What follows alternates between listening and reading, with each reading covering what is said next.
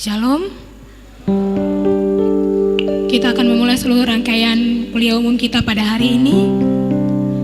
Namun sebelum itu, kita bersyukur untuk semua yang sudah Tuhan kerjakan dalam kehidupan kita. Kalau hari ini kita boleh ada, itu kemurahan Tuhan. Kalau hari ini kita bisa hadir di tempat ini dengan tubuh yang sehat, itu anugerah Tuhan. Untuk itu tidak ada sesuatu yang dapat kita berikan kepada Tuhan selain memuji namanya. Kita akan bersama-sama memuji Tuhan dengan sebuah pujian. Hari ini hari yang telah dijadikan Tuhan. Saya jemput jemaat kapal untuk bangkit berdiri.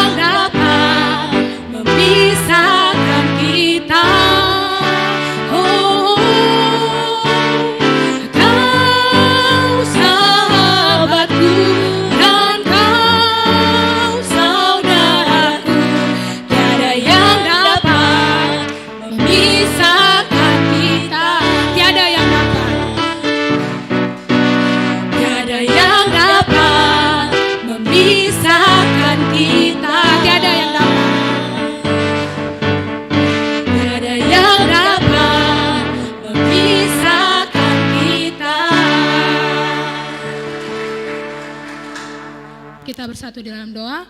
Kami bersyukur Tuhan untuk penyertaan Tuhan. Terima kasih karena hari ini kami boleh ada di tempat ini. Itu semua karena anugerah Tuhan.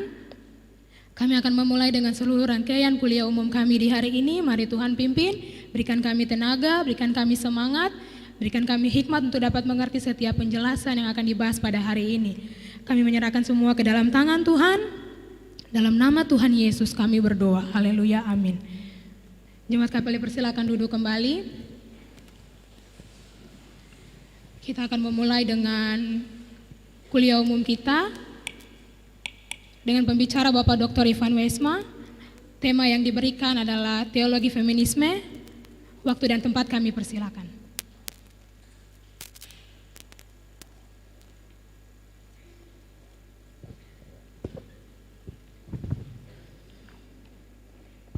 Ya, terima kasih. Selamat pagi. Ya, rencana kuliah umum itu dua hari ya. Berhubung kemarin libur, ya kita mengikuti ya, kalender ya nasional. Ya kita libur juga ya, walaupun dalam kalender akademik itu adalah kuliah umum ya. Rupanya yang menyusun kurang memperhatikan. Ya. Dan memang kuliah umum selalu 2 hari.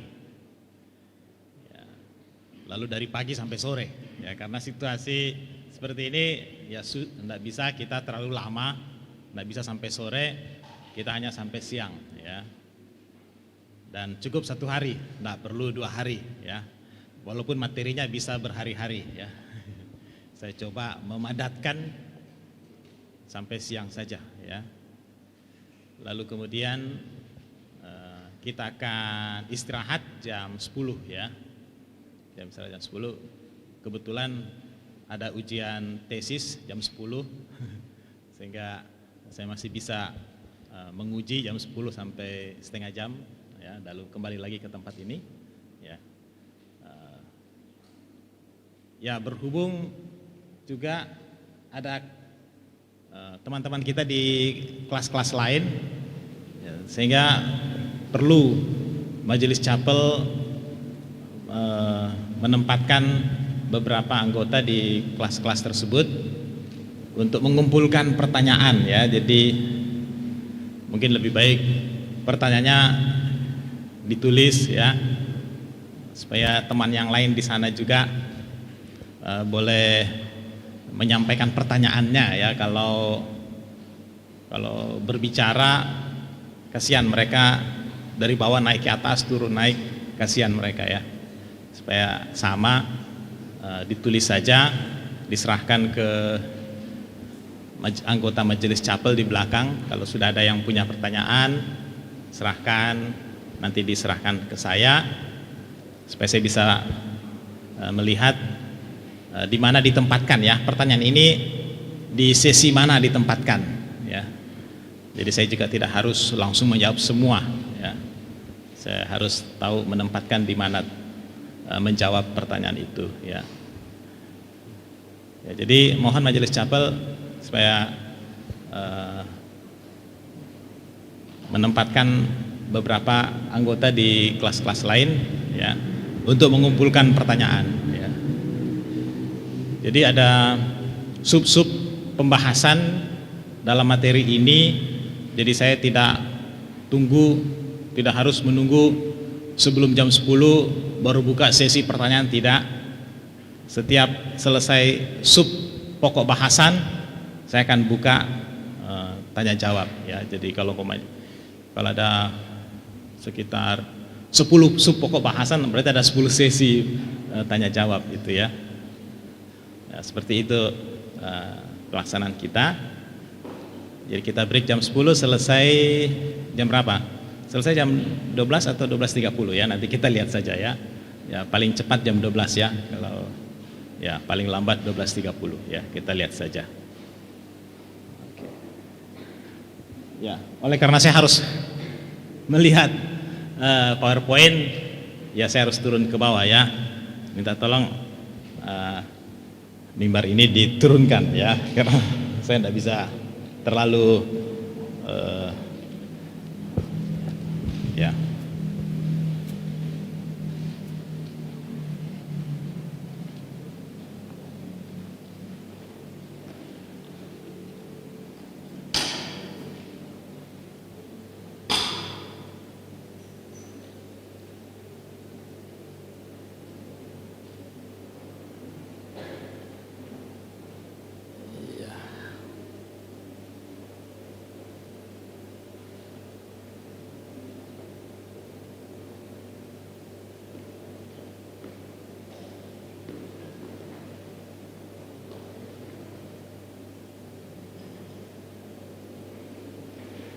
Ah ya ya. Ya ya. Ya ya ya. Sudah. Tunggu. Ya begitu aja, nggak apa-apa. Ya terima kasih. Jadi kita akan bahas mengenai teologi feminisme ya. Ya walaupun latar belakang saya ilmu sosial ya, ilmu pendidikan ya, tapi karena di sekolah teologi ya mau tidak mau harus ya menguasai juga teologi ya. Tapi kalau lihat feminisme tidak terlalu secara teologis, walaupun menggunakan hermeneutik tetapi tidak menggunakan hermeneutik eksegesis juga ya. Jadi hermeneutik pengalaman ya, hermeneutik kecurigaan ya. Jadi pengalaman itu berkaitan dengan ilmu sosial. Jadi masalah feminisme lebih banyak berkaitan dengan ilmu sosial ya, sesuai juga dengan bidang saya ya. Ya, kita langsung saja.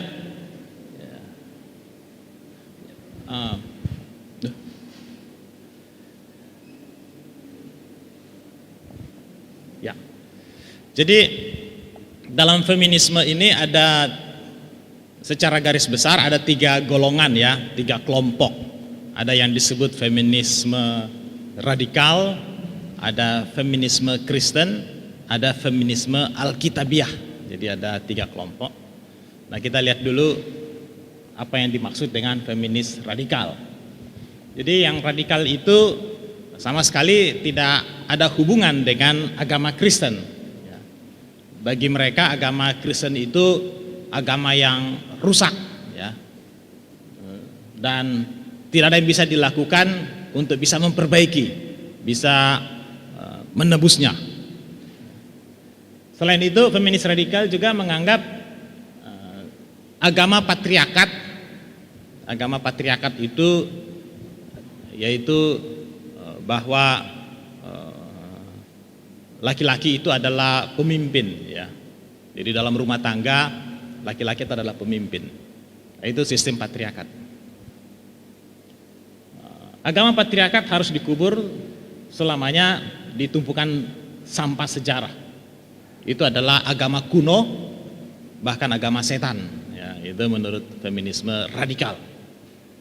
Salah satu tokohnya adalah Mary Daly. Dia adalah Katolik Roma, tapi karena dia radikal dalam feminisme, dia keluar dari gereja.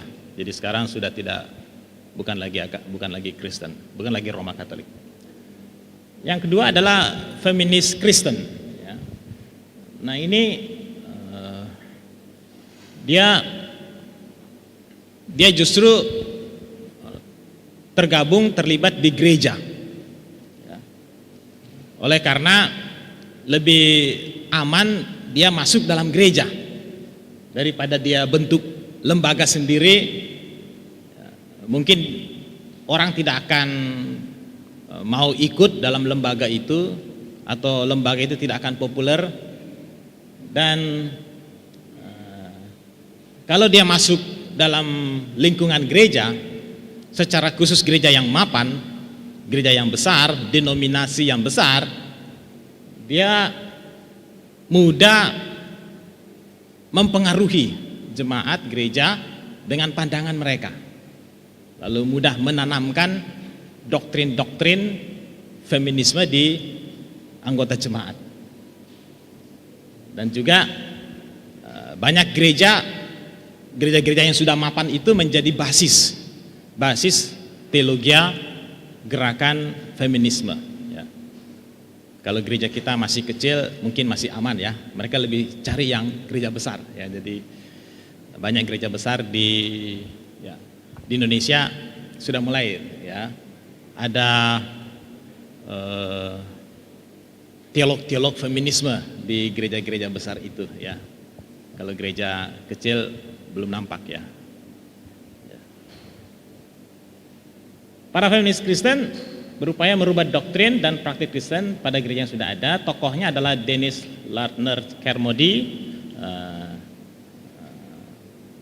Ruther, ya, Rosemary Ruther, Letty Russell, Elizabeth Schussler Fiorenza, Susan Brooks Thistlethwaite, dan Phyllis Tribble. Ya. Nah, ini tokoh-tokohnya yang terkenal untuk feminis Kristen. Ya. Berikut yang ketiga, feminis Alkitabiah. Nah, ini lebih rohani lagi dari yang Kristen ya. Kristen dia cuma bergabung di anggota gereja. Tapi kalau Alkitabiah, dia lebih menerima Alkitab. Ya. Tetapi Alkitab itu dipakai untuk mendukung pandangan mereka. Jadi bukan mereka teologianya berdasarkan Alkitab, bukan, tetapi mencari ayat yang mendukung pendapat mereka. Itu feminis Alkitabiah. Tetapi tidak berusaha menafsir Alkitab sesuai dengan aturan hermeneutik. Tetapi mereka punya hermeneutik sendiri ya, untuk menafsir Alkitab dan pakai Alkitab untuk mendukung penafsiran mereka. Tokohnya adalah Virginia Remy Mollenkott dan Patricia Wilson Kastner. Ya, inilah 3 gerakan teologi feminisme. Ya. Nah, latar belakang, ya, mengapa feminisme bisa timbul? Yang sebelumnya tidak ada ya. Pada tahun 1895 Elizabeth Cady Stanton ya, mengatakan penafsiran Alkitabiah adalah upaya mendokumentasikan agama berakar pada pendasaran ekonomi dan sosial perempuan. Jadi itu pada tahun 1895 ya, ada pandangan dimunculkan di masyarakat. Kemudian tahun 66 ada kelahiran NOW, National Organization of Women, Organisasi Nasional untuk Perempuan. Frieden adalah presiden pertamanya. Now ini bertujuan menghapus stereotip tradisional mengenai perempuan dan bahwa perempuan perlu mendapat partisipasi penuh dalam mainstream atau arus utama masyarakat Amerika. Jadi Presiden Now ini di mana-mana mensosialisasikan wanita harus berperan penuh, ya. Harus juga ada duduk sebagai anggota Kongres, anggota parlemen, sebagai menteri, sebagai pejabat di pemerintahan, di DPR, di parlemen. Ya. Jadi dia menyampaikan perlu jumlah yang proporsional wanita mendapatkan akses ya dalam jabatan-jabatan di pemerintahan atau publik. Tahun 70-an sejumlah besar wanita dan pria mulai menulis tentang teologi feminisme. Itulah latar belakangnya dan konteksnya. Konteks teologi, jadi dalam situasi apa feminisme itu kemudian muncul. Yaitu situasinya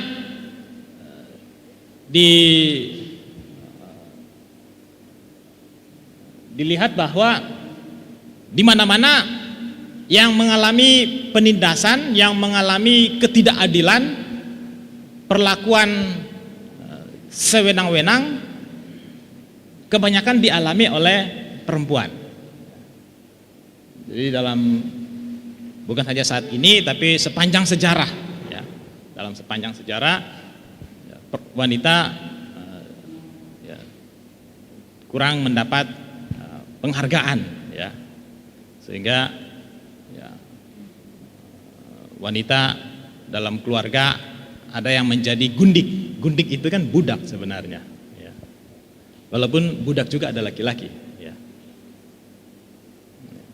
Tetapi tidak ada wanita menikah dengan gundik laki-laki, tidak ada ya. Kalau lihat di Alkitab ya. Kalau setiap orang mendapatkan perlakuan yang sama untuk posisi dalam pemerintahan, politik, ya, ekonomi, sosial, Tetapi faktanya wanita selalu berada di posisi yang di bawah. Jadi dalam masyarakat, dalam struktur sosial masyarakat, umumnya kebanyakan laki-laki selalu yang mendapat posisi yang di atas, lalu wanita kebanyakan umumnya di bawahnya. Konteks yang berikut yaitu dalam sistem patriarkat. Jadi dalam patriarkat, kaum pria mendapat perlakuan yang istimewa, yang khusus. Kaum pria yang mendominasi, yang menjadi pemimpin, yang memutuskan atau yang mengambil keputusan. Lalu perempuan berada di pihak marginal atau ditempatkan di bawah atau subordinan. Jadi patriarki bukan hanya subordinasi perempuan kepada laki-laki, tetapi struktur aturan masyarakat bahwa pria yang mendominasi, wanita itu subordinasi. Jadi ada dua kelas, dua kelompok dalam struktur masyarakat, ada yang dominan, ada yang subordinasi. Jadi di mana-mana dalam struktur itu pasti ada yang di atas, pasti ada yang di bawah. Ya, tidak ada struktur itu yang setara, ya, sulit. Mau atur siapa kalau semuanya sama gitu kan dalam struktur. Lalu siapa yang mau kerjakan tugas kita? Ya, kalau semua sama. Ya. Supaya ada yang bisa membantu, menolong, maka dibuatlah struktur. Dan dalam struktur itu pasti ada yang di atas. Yang di atas itu disebut dominasi, yang di bawah itu disebut subordinasi. Sehingga dalam struktur ini berlaku aristokrasi atas budak, tuan atas budak, raja atas subjek, penjajahan oleh tuan rasial. Patriarki adalah sistem dualistik, ada yang di atas, ada yang di bawah. Dan wanita itu adalah korban penindasan patriarki. Wanita adalah yang pertama dan tertua yang tertindas, dan sebagai orang yang ditaklukkan. Wanita yang paling tertindas dari semua rakyat yang tertindas. Inilah menurut feminisme situasi sehingga timbullah gerakan teologi feminisme ini.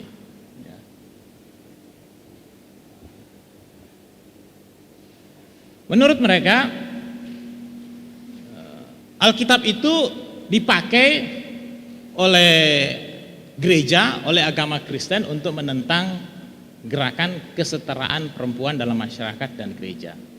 Setiap kali wanita mau memprotes diskriminasi politik dan degradasi sipil perempuan, atau kapanpun kita berdebat melawan ketimpangan di gereja-gereja, kita diminta kembali ke Alkitab, di mana dalam Alkitab jelas mengatakan subordinasi itu adalah wanita dan yang dominan itu adalah pria. Ya, jadi Alkitab dengan tegas mengatakan suami adalah kepala, ya. Di dalam keluarga yang kepala adalah suami, istri adalah tunduk kepada suami. Jadi itulah pandangan mereka bahwa Alkitab ini sangat membela patriarkat, dominasi pria dan subordinasi untuk wanita. Jadi kalau ada yang mau protes, silahkan protes Alkitab. Ya. Jadi jangan protes feminisme, itu menurut mereka, ya. Berikut. Agama Kristen memainkan peran utama dalam membuat masyarakat dan budaya kita seksis, ya. Maksudnya seksis itu adalah ada perbedaan dalam jenis kelamin, bahwa pria yang di atas, pria yang pemimpin, subdominan, wanita itu bawahan, subordinasi. Dan agama Kristen itu terus melestarikan mitos perempuan itu adalah inferior, perempuan itu tidak berdaya, lebih rendah dari pria. Doktrin dan tradisi Kristen telah menindas dan menjadi seksis, menyatakan wanita secara sosial gerejawi secara pribadi lebih rendah daripada laki-laki. Gereja itu dianggap lembaga seksis, lembaga yang membedakan pria dan wanita, bahwa pria itu lebih superior, wanita itu inferior.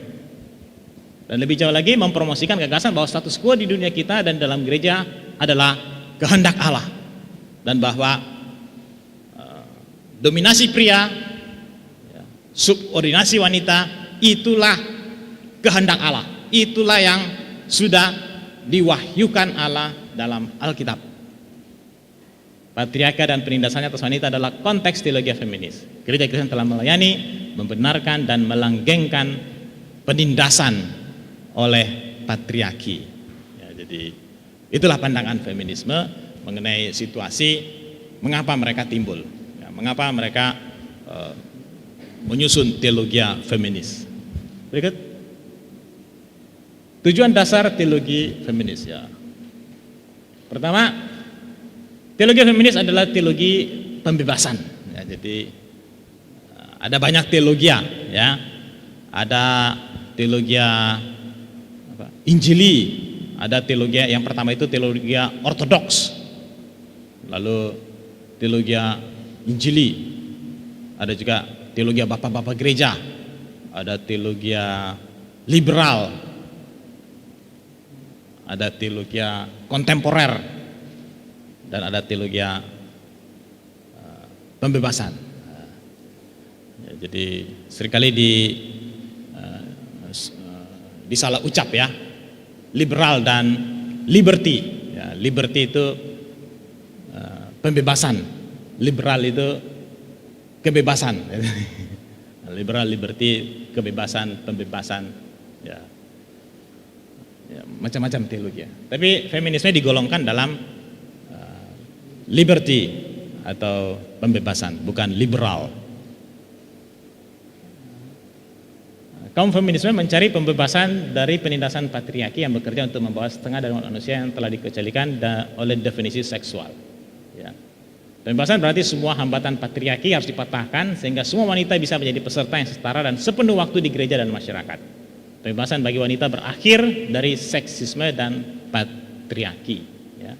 Berarti akhir ya. Jadi pembebasan sangat dibutuhkan oleh wanita. Dan untuk mengalami pembebasan bagi wanita, patriarki itu harus dihapus. Patriarki itu harus dihentikan. Dominasi pria itu harus ditiadakan. Nah, itu tujuan feminisme. Tujuan berikut, wanita menyuarakan pencarian pembebasan mereka dengan menolak agama yang menindas dan tradisi seksis yang menyatakan bahwa mereka secara sosial gerejawi secara pribadi lebih rendah karena jenis kelamin. Pembebasan wanita oleh karena itu melibatkan perubahan dalam teologi Kristen. Jadi tujuan mereka adalah teologi ortodoks atau teologi Kristen, teologi tradisional itu harus dirubah, direvisi, ya, diganti dengan teologi mereka. Ya, itu tujuan mereka. Karena itu sangat membela seksisme ya. Teologi feminisme berusaha menjadikan wanita manusia bukan hanya feminin. Ya. Tapi kebanyakan teolog feminisme ya, menjadi maskulin. Ketika mereka menyuarakan kesetaraan, mereka tidak feminin ya, lebih maskulin.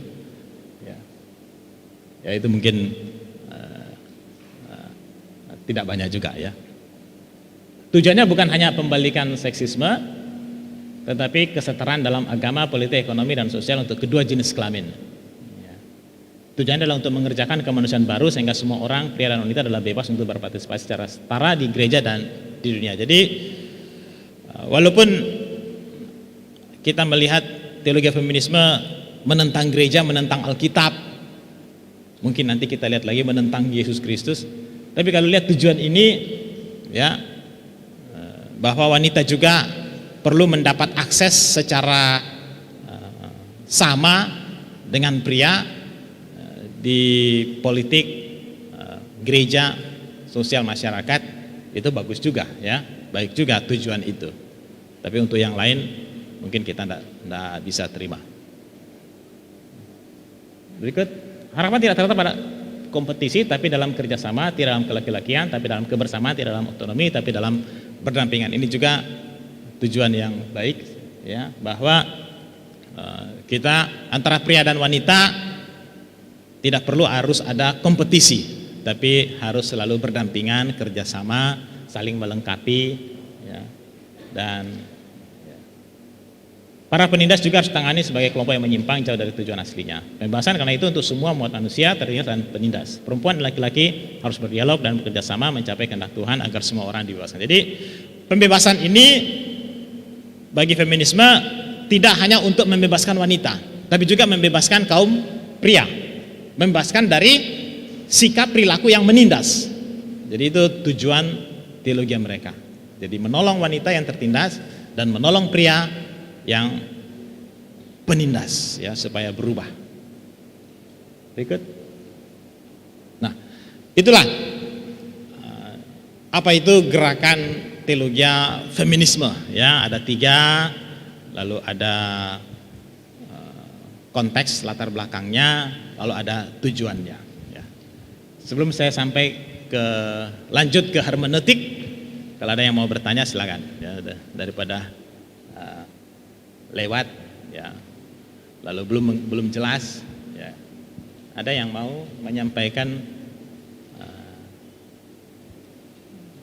pertanyaan atau pendapatnya, mau menambahkan ya silakan ya. Mungkin ada yang pernah membaca ya, belajar tentang feminisme, ada ya, silakan.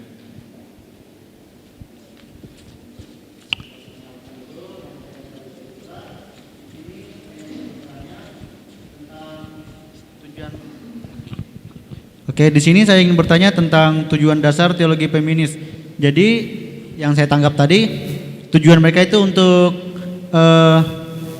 liberty, itu pembebasan hak wanita. Dalam hal ini mereka harus mengubah mindset atau cara pandang, yang dimana saya pikir itu apakah mereka akan mengubah dasar dari Alkitab atau tidak, seperti itu. Terima kasih ya. Ya, nanti kita akan lihat bagaimana ya, karena ini ada 3 ya, ada yang radikal, ada yang Kristen, ada yang Alkitabiah. Ya, jadi ya, yang Alkitabiah mungkin tidak seperti yang radikal ya. Yang radikal ya tentu dengan jelas mereka katakan menolak Alkitab, tidak mau terima, tidak mau percaya Alkitab. Ya, itu udah jelas ya. Ya, tergantung feminisme yang mana ini. Ya, mau merubah ya, mau menyusun teologi pembebasan dengan apa? Salah satunya merubah. Yang radikal ya tentu dia tidak hanya merubah, tapi dia menolak, ya kan? Kalau Kristen ya masih ya merubah, ya dia merubah.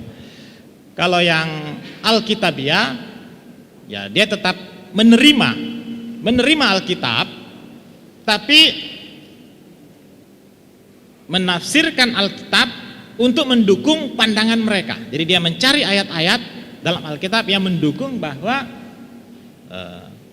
penafsiran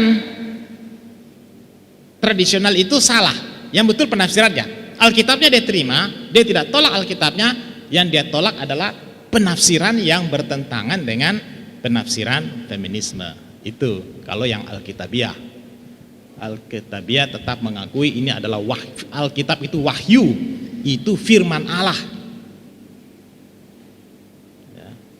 Yang mereka tolak itu penafsiran teologia yang menentang penafsirannya ya, itu ya. Ya tergantung feminisme mana ya. Ada lagi?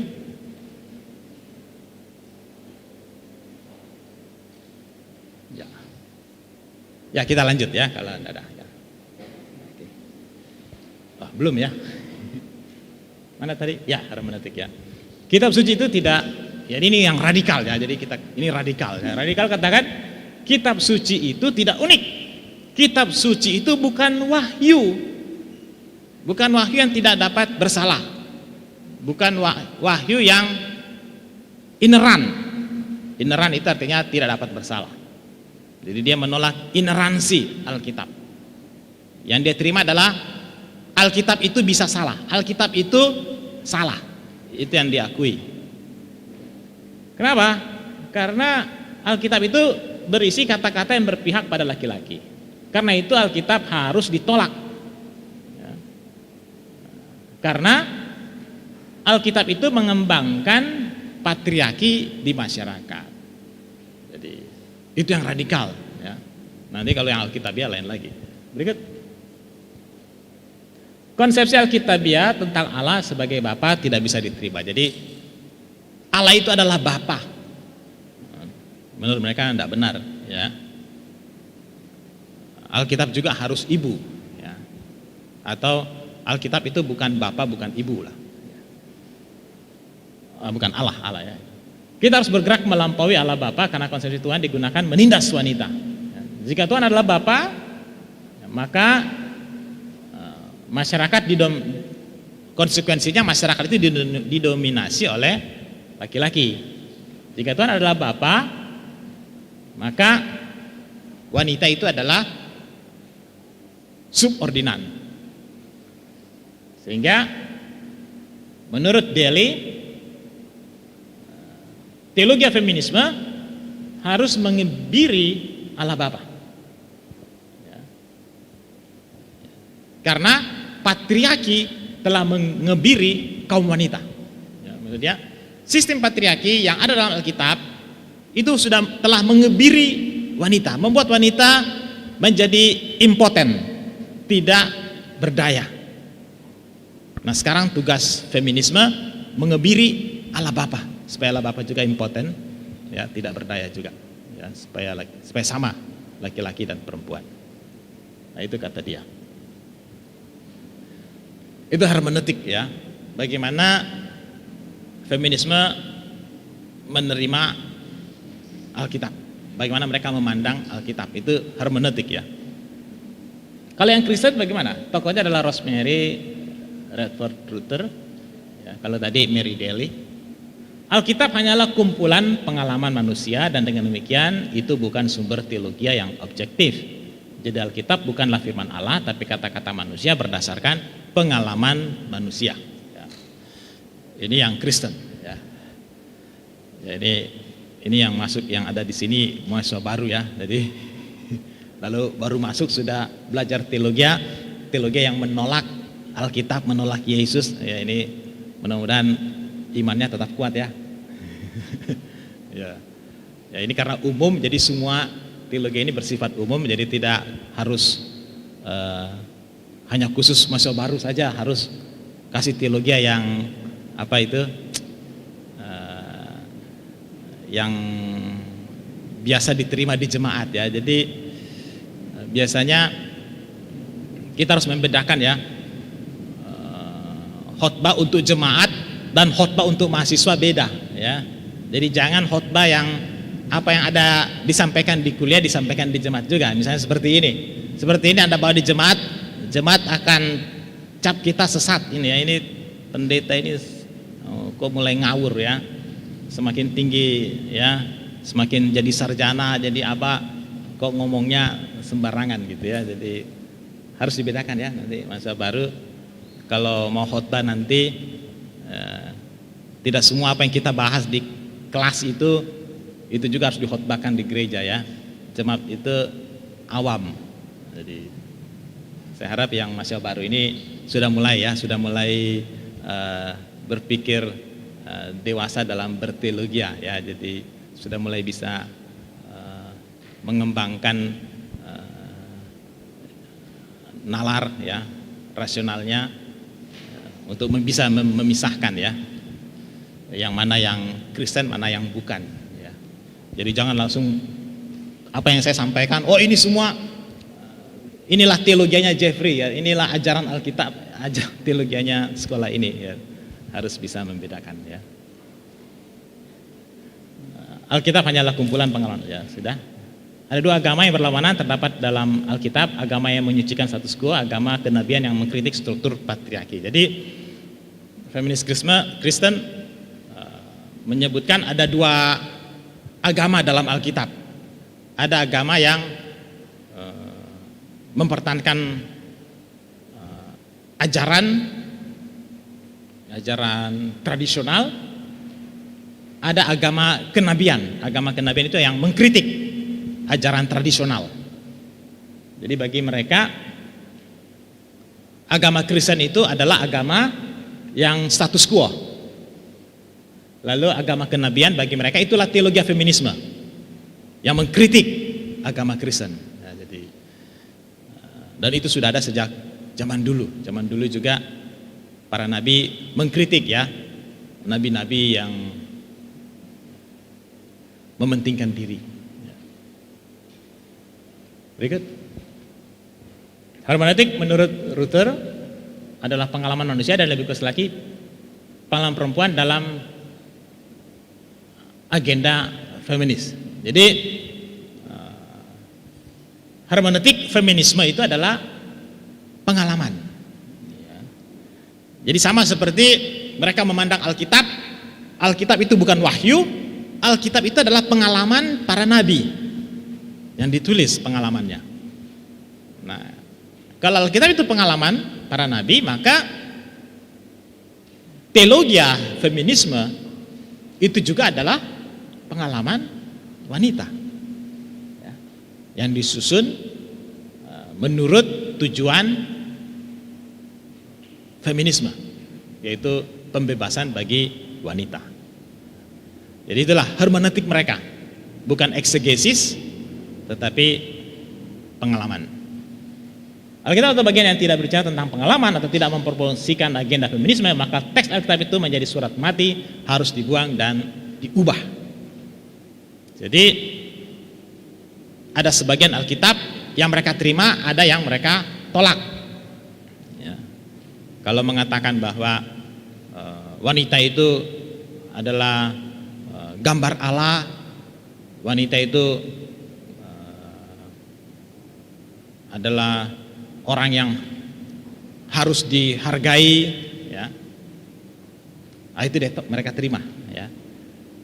Tapi kalau ayat yang mengatakan hendaklah wanita berdiam diri dalam ibadah, ya, itu mereka pasti tolak, ya. Jadi itu bukan wahyu, itu bukan firman Allah, ya. Itu Paulus lagi mabuk, ya, ngomong seperti itu, ya. Jadi harus ditolak. Jadi mereka hanya menerima yang mendukung wanita, ya, yang menghargai wanita. Berikut, masa bodoh menyangkal, mengurangi dan mendistorsi kemanusiaan sepenuhnya. Konsekuensinya wanita tidak ditebus. Ya, jadi doktrin teologi atau ayat yang menyangkal kemanusiaan wanita, maka itu berarti penebusan tidak tersedia untuk wanita. Berbicara secara teologis, namun menyangkal kemanusiaan penuh wanita dianggap tidak mencerminkan hubungan ilahi atau otentik dengan ilahi, tidak mencerminkan sifat otentik, tidak menjadi pesan atau karya penebus otentik atau komunitas penebusan. Sebaliknya yang negatif, ya, apa yang mempromosikan kemanusiaan penuh wanita adalah yang kudus, wanita adalah kudus. Wanita itu mencerminkan hubungan yang benar dan yang ilahi. Wanita itu adalah sifat sejati dari segala sesuatu, ya. Dan Alkitab itu mengandung yang mencerminkan hal-hal tentang wanita sebagai yang suci, ya, yang bagian dari yang ilahi. Itu adalah pesan penebusan. Berikut, tokohnya feminis Kristen, ya, ini feminis Kristen. Teks Alkitab bukan wahyu yang diilhami secara verbal prinsip doktrinal, tapi formulasi sejarah dalam konteks komunitas agama. Teori feminis menegaskan bahwa semua teks Alkitab adalah produk dari budaya dan sejarah patriarkal androsentrik. Jadi orang yang menulis Alkitab itu adalah mereka yang berpegang pada sistem patriarkat. Kata-kata dalam Alkitab bukanlah kata-kata Tuhan, melainkan kata-kata kaum pria. Alkitab sebagai sumber subordinasi oleh patriarki. Ini pandangan Fiorenza mengenai Alkitab. Berikut. Tidak ada yang namanya penafsiran Alkitab yang objektif. Dia menulis berbagai bentuk teologi pembahasan telah ditentang oleh yang disebut objektivitas dan nilai-nilai netralitas teologi akademik. Ya, jadi teologi tradisional sangat menentang pembebasan wanita. Wawasan dari semua pembahasan teologi termasuk teologi feminis adalah pengakuan bahwa semua teologi mau tidak mau adalah menurut definisi selalu terlibat melawan yang tertindas. Netralitas intelektual tidak dimungkinkan di dunia eksploitasi dan penindasan. Jadi bagi feminisme semua teologi ya, yang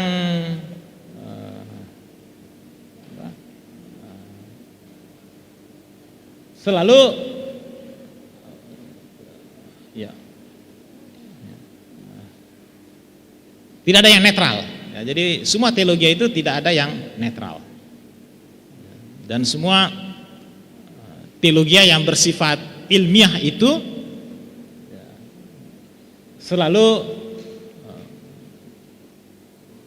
merupakan eksploitasi dan penindasan wanita.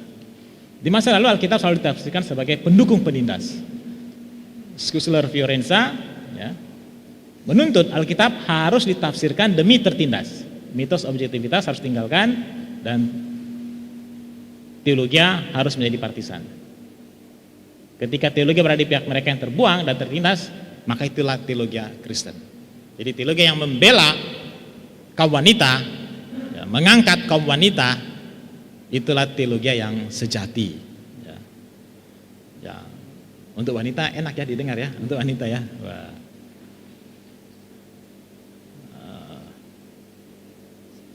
Melihat ini mungkin wanita mulai tertarik ya. Laki-laki mulai kurang tertarik dengan teologi ini ya. Tetapi dalam teologi feminisme banyak laki-laki juga ya. Banyak. Berikut hermeneutik kecurigaan. Ini juga selain hermeneutik feminisme itu adalah pengalaman, hermeneutik mereka juga disebut hermeneutik kecurigaan, suspicion hermeneutik. Seorang harus curiga ketika membaca Alkitab, sejak pria adalah penulisnya dan mempertahankan struktur patriarki. Ya. Ini salah satu teologi ya. Ya kemungkinan ini berkembang dari kritik teks.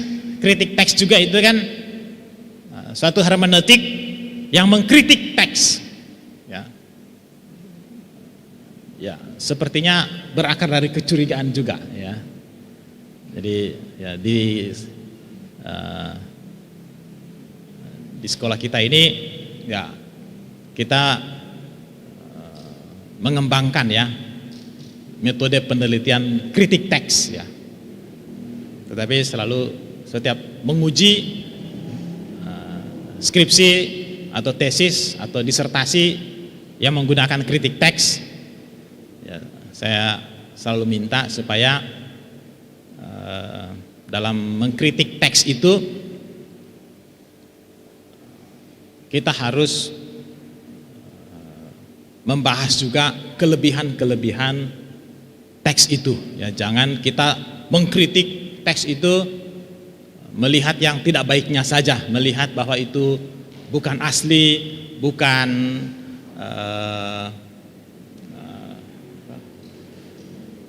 bukan yang ditulis ya, bukan yang direkomendasikan, teks yang hanya ditambah-tambah, tetapi seharusnya kita menghargai, menghormati teks itu walaupun secara kritik teks itu adalah ya, muncul setelah ditulis ya, setelah teks lain ditulis. Itu hanya tambahan atau bukan ditulis oleh penulis asli, tetap kita harus menghargai ya teks itu ya. Jadi Nah ini juga muncul hermeneutik kecurigaan ya dari feminisme. Hermeneutik kecurigaan berarti bahwa perempuan harus merekonstruksi teologi secara tradisi Kristen sehingga kisah perempuan diceritakan. Jadi dia ingin dengan hermeneutik itu ya, teologi yang sudah ada itu disusun kembali, dibongkar, disusun kembali dan dimunculkan kisah cerita tentang perempuan di dalamnya. Kisah yang membebaskan kaum wanita, ya, bukan yang terus menindas, menekan wanita. Berikut.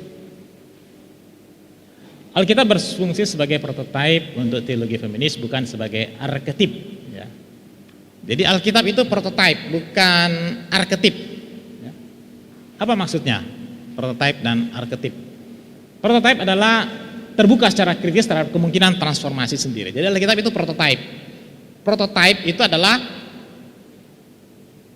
terbuka untuk dikritik, terbuka untuk dicurigai, terbuka untuk ditolak, direvisi.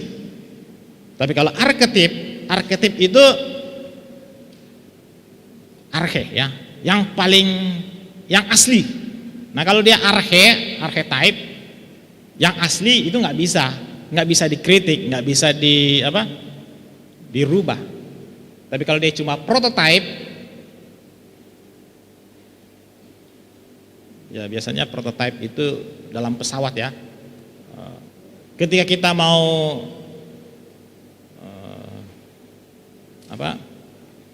membuat pesawat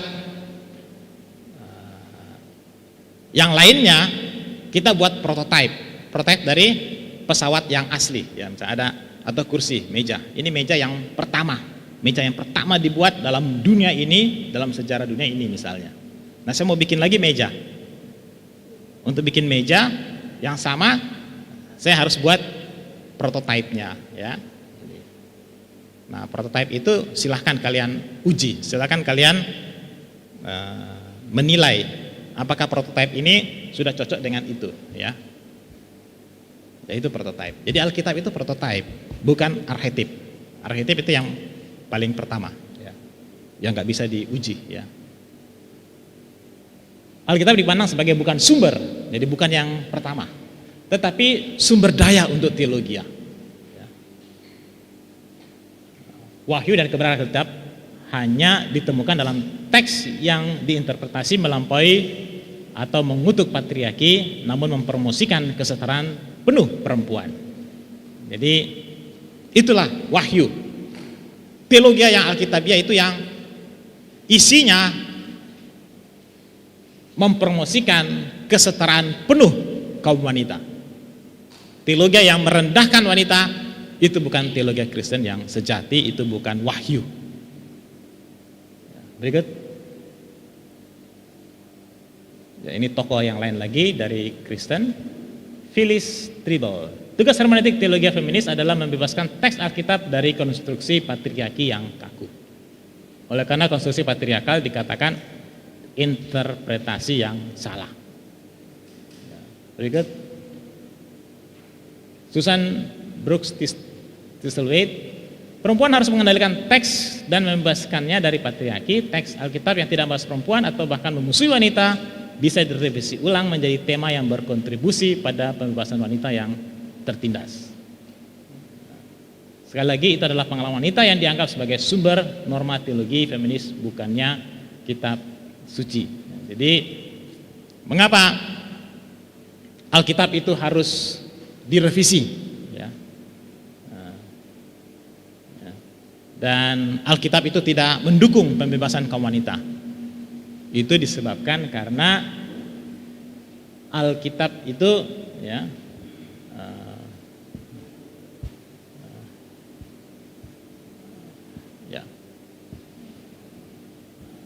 Alkitab itu bukan sumber, ya, bukan dasar teologianya. Ya. Jadi bagi mereka pengalaman itu adalah dasar berteologia. Jadi teologi mereka disusun dari pengalaman teologi mereka tidak disusun dari Alkitab, tapi dari pengalaman. Itu sebabnya kalau Alkitab ini tidak sesuai dengan pengalaman, nah itu harus ditolak.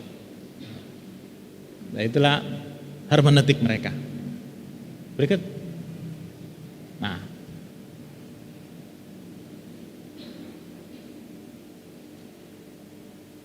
ya itulah hermeneutik ya. Sebelum saya lanjut kepada tentang Tuhan ya. Apa itu, bagaimana Tuhan menurut feminisme ya? Saya buka lagi ya, sesi berikut ya. Mengenai Alkitab, mengenai hermeneutik, bagaimana mereka menafsir Alkitab menurut feminisme ya, feminisme radikal dan Kristen. Ya.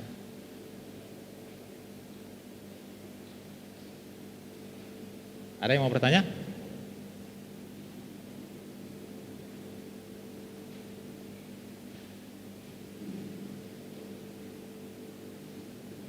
Atau di kelas lain sudah ada yang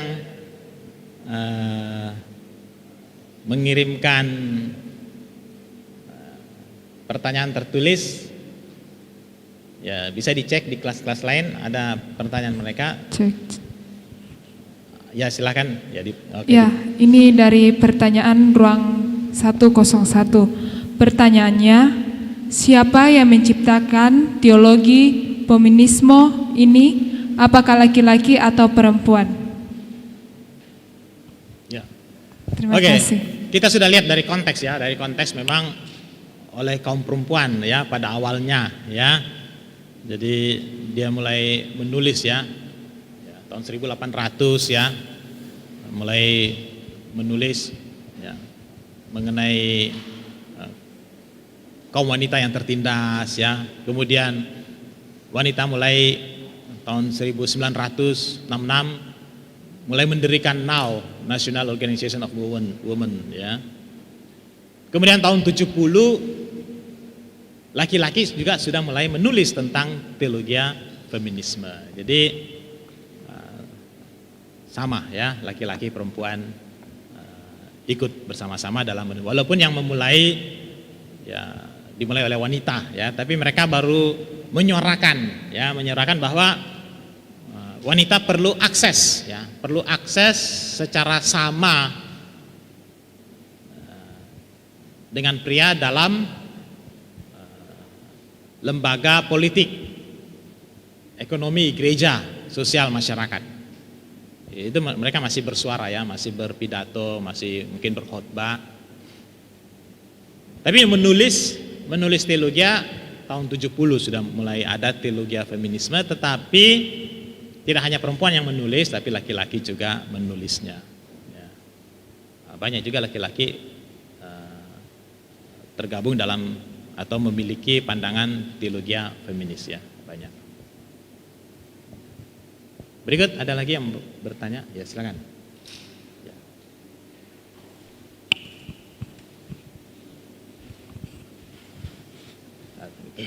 Terima kasih. Yang saya mau tanyakan tentang feminisme Kristen ini, apakah memang kekristenan mengakui tentang teologi feminisme Kristen atau hanya golongan tertentu saja? Dan kalau memang diakui, kenapa orang Kristen mengakui tentang feminisme Kristen ini padahal dia menentang Alkitab dan menentang ajaran Kristus? Terima kasih. Ya. Karena beda dengan radikal kan tidak masuk di gereja. Nah kalau yang Kristen dan Alkitabiah ada di gereja, ada di sekolah teologi, ada jadi dosen di sekolah teologi, jadi pendeta di gereja, ya. Jadi dan ada sekolah teologi juga yang menerima ini. Ya semua ya ini kan teologi tentu semua teologi pasti ada kelebihan, ada kekurangan ya. Namanya teologi tidak ada yang 100% teologi itu 100% Alkitabiah, enggak ada juga gitu ya. Sekalipun teologinya Calvin masih ada kekurangan Calvin juga. Sekalipun teologi Luther, ada juga kekurangan teologi Luther. Ya. Begitupun semua teologi lain. Ya, jadi tidak ada teologi yang sempurna. Ya. Yang sempurna itu Alkitab. Tapi ketika itu ditafsir, dibuat teologi, ya ada kekurangan. Ya. Tapi kita berusaha mencari mana yang terbaik. Ya. Jadi sama dengan feminisme. Feminisme itu yang Kristen dan Alkitabiah, tentu ada yang baik juga. Ya, ya yang baiknya kita terima, yang tidak baik ya kita tolak. Jadi karena mereka ada dalam gereja.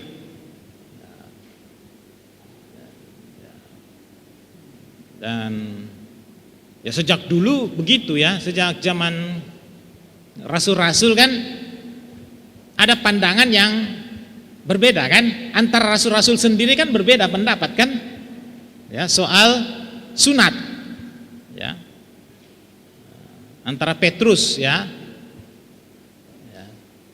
dengan Paulus kan berbeda pendapat.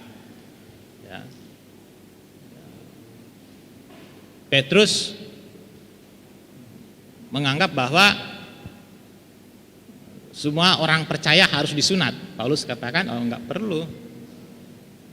Yang bukan orang Yahudi enggak perlu sunat. Tapi Petrus dan kawan-kawan, orang bukan Yahudi juga harus disunat. Gitu kan. Mereka ribut kan, berdebat. Lalu diputuskan ya oke lah boleh. Orang bukan Yahudi, orang Yunani boleh enggak bersunat. Ya. Percaya Yesus enggak bersunat enggak apa-apa. Jadi sejak rasul-rasul sudah ada perbedaan, ya. Sudah ada pandangan yang berbeda. Ya sampai sekarang juga sudah mulai ada juga. Ya apalagi sekarang ini teologi udah macam-macam. Ya.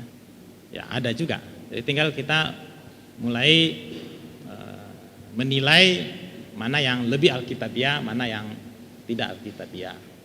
Ya. Itu sebabnya mahasiswa kita dipanggil di sini untuk belajar itu, ya. Kalau kita tidak ke sini, ya mudah kita terpengaruh ya, ajaran yang tidak sesuai. Ya, gitu. Ya itu soalnya mengapa feminisme ada di gereja diterima ya itu. Ya, ada yang dianggap baik, ya. Tapi ya tidak sepenuhnya. Tapi ada juga gereja yang menerima sepenuhnya. Jadi oleh sebab itu kita juga harus hati-hati dalam gereja kita, jangan sampai gereja kita sudah sejauh itu melangkah menerima sepenuhnya feminisme. Ya, untuk itu kita belajar hal ini di sini, ya supaya menilai gereja kita, ya, untuk menolong gereja kita. Ya, berikut. Ya, silakan.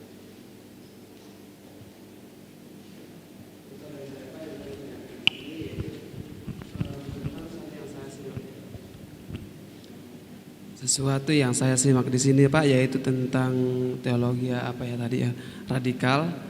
Nah ini membahas tentang, ini kan pendapat beberapa kaum wanita atau kaum hawa yang merasa kita ini disepelekan seakan-akan ya. Nah, sehingga mereka membuat teologi sendiri yang harusnya perempuan yang disepelekan begitu.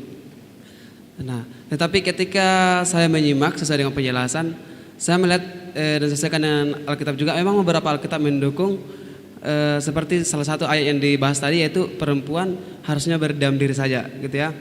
Nah, yang kemudian saya juga melihat dari penciptaan Adam lebih dulu diciptakan ya. Nah, kemudian dari situ saya lihat bahwa memang kalau disesuaikan dengan Alkitab, menurut pandangan saya seakan-akan mendukung pendapat radikal ini yang membahas bahwa perempuan itu tidak disetarakan dengan laki-laki kalau disesuaikan. Nah, tetapi yang menjadi pertanyaannya yaitu apakah sifat ini diterima sesuatu yang Alkitabiah atau juga karena ini kan sudah ada gereja menerima. Dan apakah ini merusak pandangan dasar-dasar Alkitab? Hampir sama dengan pertanyaan beberapa teman yang tadi sudah bertanya, yaitu bahwa memang perempuan dalam Alkitab itu tidak setara dengan laki-laki. Oke, tapi kalau saya juga lihat dalam Alkitab juga memang ada perempuan yang pemimpin juga ya. Nah, jadi kalau saya melihat di sini memang agak membingungkan. Cuma yang jadi pertanyaan di sini yaitu apakah hal tersebut memang diterima gereja secara umum atau tidak? Oke, terima kasih Pak. Ya, jadi ya itulah yang akan banyak kita bahas ya. Sampai sekarang masih ada perbedaan ya, pandangan ya, pakai ya apa yang dikatakan Rasul Paulus di surat Timotius ya, wanita berdiam diri saja ya, bahwa wanita dengan ayat itu lalu wanita tidak dapat menjadi pendeta ya, karena wanita tidak boleh berbicara, tidak boleh mengajar ya. Ya ada banyak gereja yang menggunakan ayat itu kan, tidak mau menambiskan wanita jadi pendeta kan.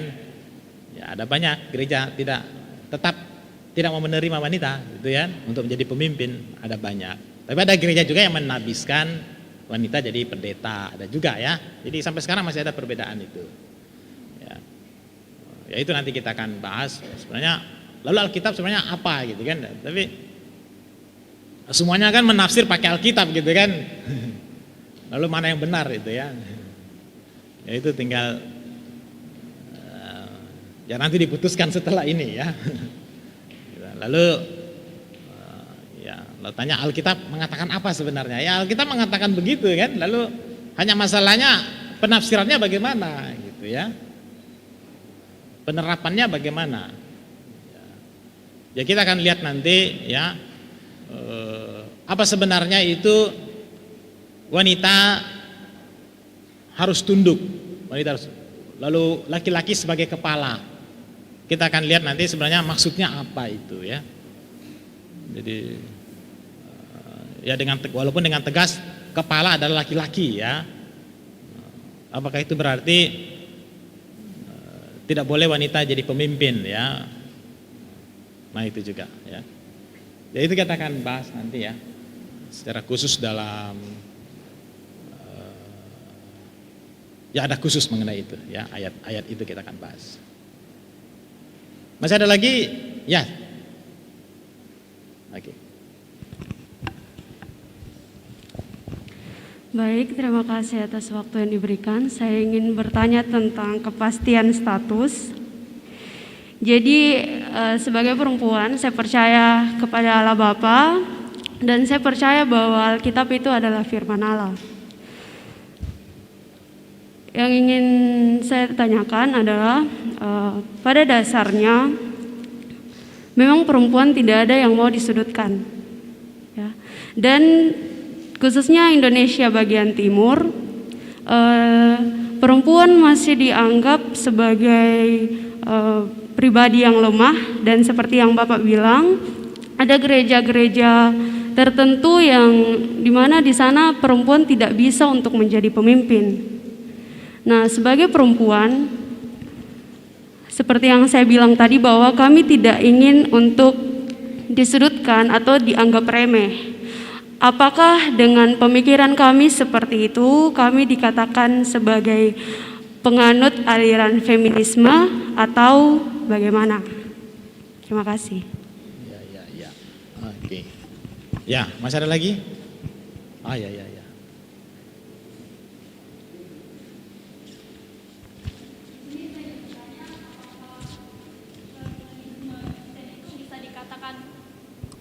Ya, di sini saya ingin bertanya, apakah feminisme Kristen itu bisa sama dikatakan dengan saksi Yehova?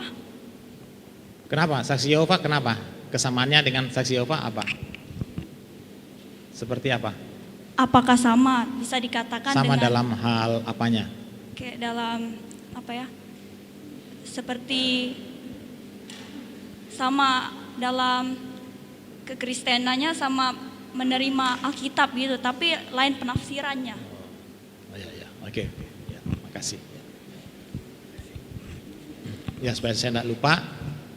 Ya, jadi yang sebelumnya kalau menerima ya wanita tidak menolak, tidak setuju wanita diperlakukan lebih rendah, tidak setara, apakah itu feminisme? Ya semua orang mengakui itu ya, itu bukan, pernyataan itu bukan milik feminisme, bukan ya. Jadi pernyataan yang bagus itu, jadi dalam feminisme saya katakan ada yang bagus, ada yang baik. Nah, tapi ketika kita mengambil yang baik itu bukan berarti ya saya feminisme gitu kan. Tetap kita mendasarkan pada firman Tuhan. Firman Tuhan juga sangat menghargai wanita ya. Tuhan Yesus ya menghargai Maria yang duduk di bawah kakinya mendengar firman Tuhan, lalu menegur Marta yang sibuk memasak di dapur ya. Dia katakan Maria itu sudah memilih yang terbaik, duduk di kaki Yesus mendengar firman Tuhan daripada kamu yang masak-masak di belakang gitu kan. Dia begitu menghargai Maria ini kan, dia menghargai wanita. Begitu juga Yesus menghargai kaum wanita ya, berbahagialah ibu yang mendengar firman, dan juga wanita disebut berbahagia juga karena dia adalah mengandung, melahirkan dan menyusui anak-anaknya ya. Jadi itu ada dalam firman Tuhan ya, jadi bukan karena itu pandangan feminisme, tidak. Jadi kita kalaupun ada yang sama itu bukan karena sumbernya feminisme, bukan, karena sumbernya tetap Alkitab ya. Lalu itu sama dengan saksi Yehova, dia juga menolak Yesus sebagai Tuhan ya. Nah kalau itu ya sama dengan feminisme juga menolak Yesus ya sebagai Tuhan. Yesus itu hanya manusia gitu kan. Untuk yang radikal. Tapi kalau yang Kristen yang Alkitabiah ya tetap juga mengakui Yesus ya. Tetapi ya kalau Kristen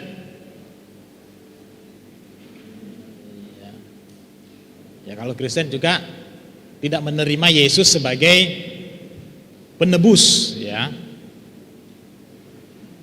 Dan umumnya feminisme itu umumnya tidak menerima Yesus sebagai penebus, walaupun mereka mengakui, apalagi Alkitabiah mengakui Yesus sebagai Allah, tapi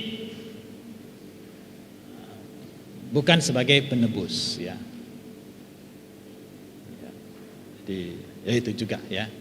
Tapi ya saksi Yehova itu kan hanya menerima Yesus sebagai manusia saja ya. Manusia. Ya. Ya ada sedikit kesamaan, ada perbedaan juga ya. Ya mungkin yang di kelas-kelas ada, ya silakan dibacakan.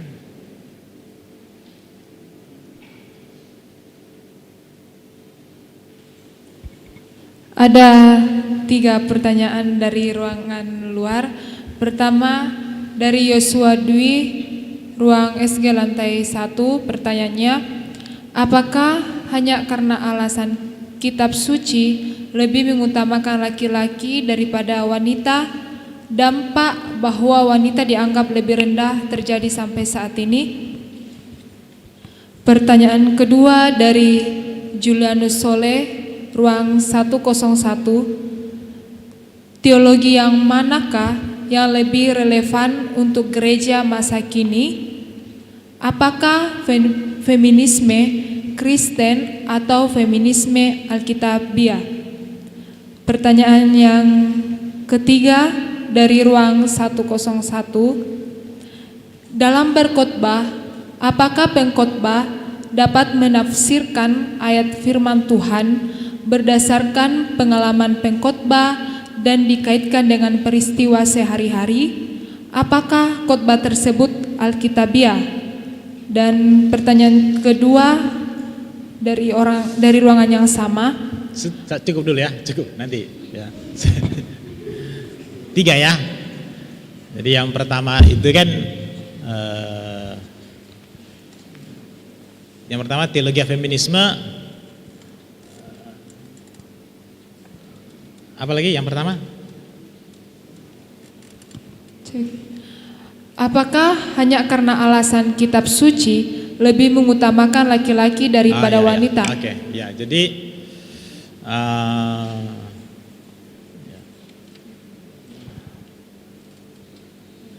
ya itulah pandangan feminisme ya, bahwa kitab suci itu lebih membela kaum pria sebagai dominan, wanita selalu dianggap subordinan. Ya itu nanti kita akan lihat ya, bahwa apa betul seperti itu ya. Ya kita harus tahu apa sih artinya dominan, apa itu subordinasi, lalu apa sebenarnya yang diinginkan Alkitab, yang dimaksud Alkitab dengan dominan dan subordinasi ya. Jadi itu adalah kesalahpahaman ya, kesalahpahaman mengenai pengertian dominasi dan subordinasi ya. Lalu itu nanti dikaitkan dengan kapan ditetapkan sistem patriarkat itu, mulai kapan pria sebagai dominan, wanita sebagai subordinasi itu oleh Alkitab kapan? Sebelum kejatuhan atau setelah kejatuhan? Apakah setelah kejatuhan Tuhan menciptakan Adam pertama dan Hawa kedua, atau sebelum kejatuhan ya? Jadi apakah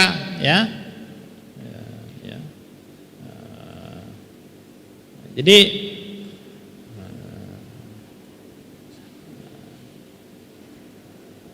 laki-laki ya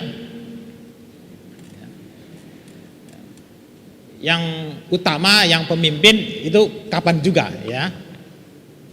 Laki-laki yang berkuasa. Jadi laki-laki yang berkuasa ya, kalau dalam bahasa Indonesia ya manusia yang berkuasa ya. Tapi kalau dalam bahasa Inggris manusia itu kan man ya, man. Hai manusia, berkuasalah atas seluruh bumi kan. Man ya. Bukan dikatakan hai woman, berkuasalah atas seluruh ya. Jadi yang berkuasa adalah tapi apakah dominan di situ berarti apakah dominan itu ya sebelum kejatuhan atau setelah kejatuhan gitu kan? Itu beda ya. Jadi setelah kejatuhan itu kan ketika manusia laki-laki berkuasa, setelah kejatuhan kan sudah beda dengan sebelum kejatuhan ya. Jadi itu perlu dibedakan, nanti kita sampai ke situ ya. Jadi bahwa Alkitab secara jelas menegaskan bahwa ya laki-laki yang pertama, laki-laki yang berkuasa ya. Allah itu Bapa ya. Tapi semuanya itu ditetapkan sebelum jatuh dalam dosa. Setelah jatuh dalam dosa, peran atau posisi yang diberikan dalam struktur kepada laki-laki, kemudian dosa mendorong laki-laki manusia itu lalu menggunakan posisi dalam struktur itu secara sewenang-wenang. Tapi sebelum kejatuhan, apa yang dianugerahkan, dikaruniakan, diterima, dilaksanakan dengan kekudusan, dengan tulus, dengan sesuai kehendak Tuhan. Tapi setelah jatuh dalam dosa, dosa itu membuat mereka lalu menindas subordinasi itu. Ya, jadi wanita sebagai subordinasi sebelum kejatuhan, walaupun mereka di bawah, mereka tunduk, tetapi menikmati, diperintah, diatur, dikuasai oleh pria, karena mereka melakukan itu dengan sebelum jatuh dalam dosa, dengan kekudusan, dengan kesucian. Tapi setelah jatuh dalam dosa ya seperti ini yang terjadi. Nah itu yang tidak, itu yang tidak dilihat oleh feminisme. Feminisme menganggap rata saja bahwa dominasi kekuasaan yang dimiliki pria itu pokoknya yang namanya di atas itu selalu tidak baik, menindas, berdosa. Padahal ada situasi, saat, zaman di mana ketika laki-laki berkuasa, dia berkuasa dengan sesuai kehendak Allah. Jadi sekarang kita kembalikan itu, berusaha untuk kembali ke situ. Ya. Ya. Bukan dengan cara menghapus struktur itu. Kita harus tetap ada struktur, ada yang dominan, ada yang subordinan, terserah. Mau laki-laki di atas, perempuan atau perempuan juga. Ya, siapa saja yang dipercayakan, tetapi tetap dalam struktur harus ada yang di atas. Ya. Dan ketika dia ada di atas, prakteknya seperti ketika Adam dan Hawa belum jatuh dalam dosa. Seperti itu harus dipraktekkan. Jangan setelah jatuh dalam dosa. Bukan seperti ketika mereka jatuh dalam dosa. Ya, gitu. Ya. Lalu yang mana yang harus diikuti? Feminis Alkitab atau Kristen? Ya, kalau ada yang sesuai dengan Alkitab ya kita ikuti gitu kan. Kalau tidak sesuai Alkitab ya jangan diikuti. Ya. Ya. Jadi seburuk-buruknya teologi itu pasti ada yang baik kan? Sebagus-bagusnya teologi itu pasti ada yang tidak sesuai juga ya. Karena tidak ada yang sempurna kan? Jadi kalau ada yang baik ya kita terima. Tapi kita terima bukan karena dia feminisme, kita terima karena itu bersumber dari Alkitab. Itu kita terima. Ya. Apakah pengalaman bisa dipakai untuk khotbah?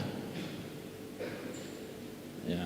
Maksud pengalaman di sini oleh feminisme, pengalaman itu menjadi sumber teologia, bukan Alkitab sumber teologia.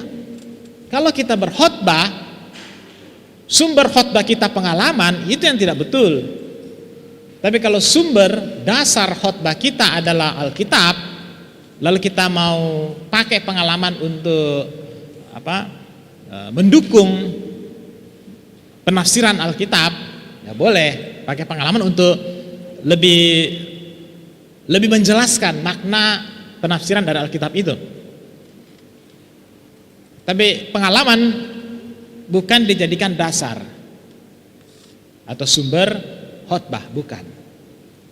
Ya. Nah itu yang tidak tepat. Feminisme dia jelas menolak Alkitab. Alkitab ini bukan sumber teologia. Ini sampah saja. Ini ajaran setan. Ini ajaran kuno. Sudah tidak sesuai dengan zaman sekarang. Tolak. Oleh sebab itu yang perlu bagi kita adalah pengalaman. Pengalaman wanita ini yang perlu diceritakan. Pengalaman wanita perlu disampaikan. Bagaimana mereka tertindas dan mereka butuh pembebasan. Dan itu semua didasarkan pada pengalaman mereka. Bukan Alkitab. Nah itu yang salah, tidak tepat. Itu maksudnya. Jadi kalau mau khotbah pakai pengalaman, silahkan pakai pengalaman untuk lebih memperjelas pengertian maksud dalam Alkitab. Gitu, ya. Apalagi yang disampaikan? Tanyakan. Cek. Dari ruangan 101, apa landasan para feminisme Kristen mengatakan bahwa Tuhan bukan Allah dalam hal laki-laki? Pertanyaan yang kedua dari SG lantai 1, pandangan feminisme radikal bahwa Alkitab harus ditolak, karena itu berdasarkan pengalaman manusia, jadi harus dibuang atau diubah. Pertanyaannya, mereka ingin mengubah Alkitab menjadi seperti apa dengan pandangan yang bagaimana? Terima kasih. Ya, jadi mungkin salah mengerti ya mengenai Allah ya laki-laki ya. Jadi jelas Alkitab mengatakan Allah itu dari segi bahasa, Allah itu bukan laki-laki, bukan perempuan. Tapi ketika ditulis dalam bahasa Yunani, Ibrani itu atau bahasa Inggris belum jelas ya. Bahasa Ibrani, Yunani Setiap kata dalam bahasa Ibrani Yunani punya jenis kelamin. Jadi ada 3 jenis kelamin ya, ada feminin, maskulin, neuter ya. Meja ini ada jenis kelaminnya, ini ada jenis kelaminnya, ini ada jenis kelaminnya ya, apalagi wanita, laki-laki, hewan, pohon itu juga ada jenis kelaminnya. Itu dalam bahasa Ibrani Yunani gitu ya. Termasuk Allah itu laki-laki jenis kelaminnya. Ya. Ya. Tetapi Allah itu roh, Allah itu bukan laki-laki, bukan pria. Tapi ketika ditulis dalam bahasa, dia berjenis kelamin laki-laki gitu ya. Nah itu yang ditolak oleh feminisme. Feminisme tidak mau. Allah ketika ditulis dalam bahasa Ibrani Yunani ada jenis kelaminnya, laki-laki atau perempuan. Ya. Kalau bisa jenis kelaminnya neuter. Atau kalau perlu tidak perlu jenis kelamin. Nah susah. Dalam bahasa Ibrani tidak ada kata yang tidak ada jenis kelaminnya, semua ada jenis kelaminnya ya. Walaupun itu disebut neuter itu netral. Walaupun disebut netral itu juga jenis kelamin. Ya mungkin seperti kita apa itu ya waria gitu ya. Ya itu waria juga jenis kelamin kan, bukan berarti tidak ada jenis kelaminnya orang itu ya, walaupun waria ada juga jenis kelaminnya kan. Ya susah, jadi susah mau mencari bahasa itu untuk Tuhan ya, yang tidak punya jenis kelamin, tidak ada dalam dunia ini.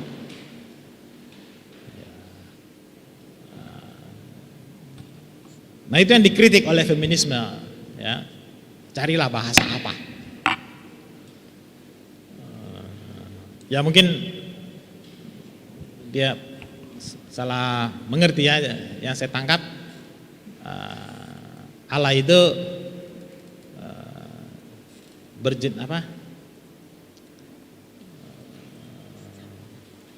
bukan laki-laki ya.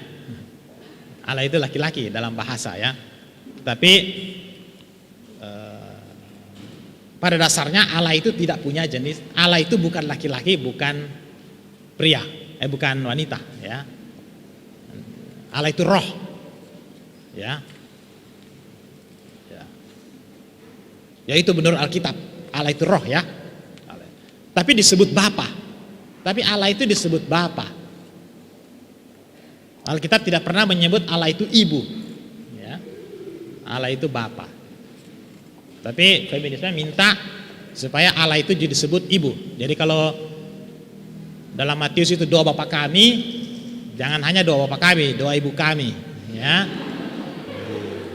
Bisa kalau mengucapkan berkat, jangan hanya dalam nama Bapa berkat ya. Kasih Allah Bapa, anugerah daripada Putra. Berkat juga harus pakai kasih dari Ibu Allah ya, Putri dan Roh Kudus gitu ya. Jadi harus begitu ya. Ya. Masih ada lagi? Oke, ya silakan. Ya baik, terima kasih atas waktu dan kesempatan diberikan.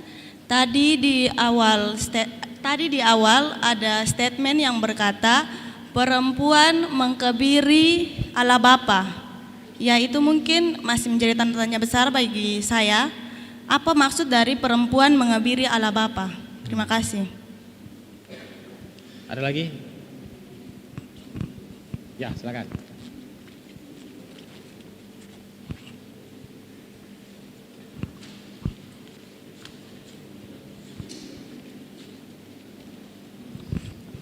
Terima kasih. Jadi yang menjadi pertanyaan saya, seperti yang kita ketahui bahwa agama Kristen Katolik itu adalah agama yang kalau menurut pengertian saya atau apa yang saya lihat itu lebih mensubordinasi kepada Bunda Maria atau ke perempuan. Dan apakah agama Kristen Katolik itu termasuk dalam feminisme Kristen? Dan apakah feminisme Kristen hanya terjadi di agama Kristen saja atau apakah ada agama lain? Terima kasih. Ya, mengebiri ya, mengebiri itu, ini pandangan feminisme ya, bahwa agama Kristen itu ya telah mengebiri atau teologi Kristen mengebiri kaum wanita.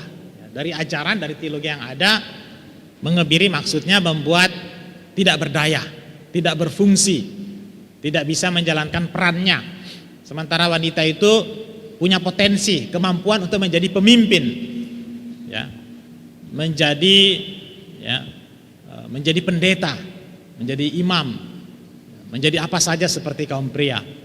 Tapi karena doktrin, karena teologi Kristen, wanita itu dikebiri, ya, dibuat tidak berdaya. Ya, itu dia pakai istilah seksual ya. Orang kalau laki-laki kalau dikebiri kan tidak bisa berfungsi sebagai laki-laki kan.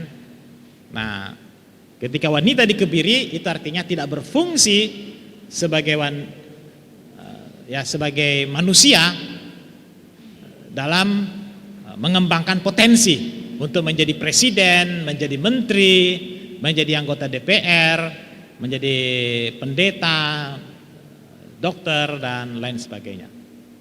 Itu artinya mengebiri.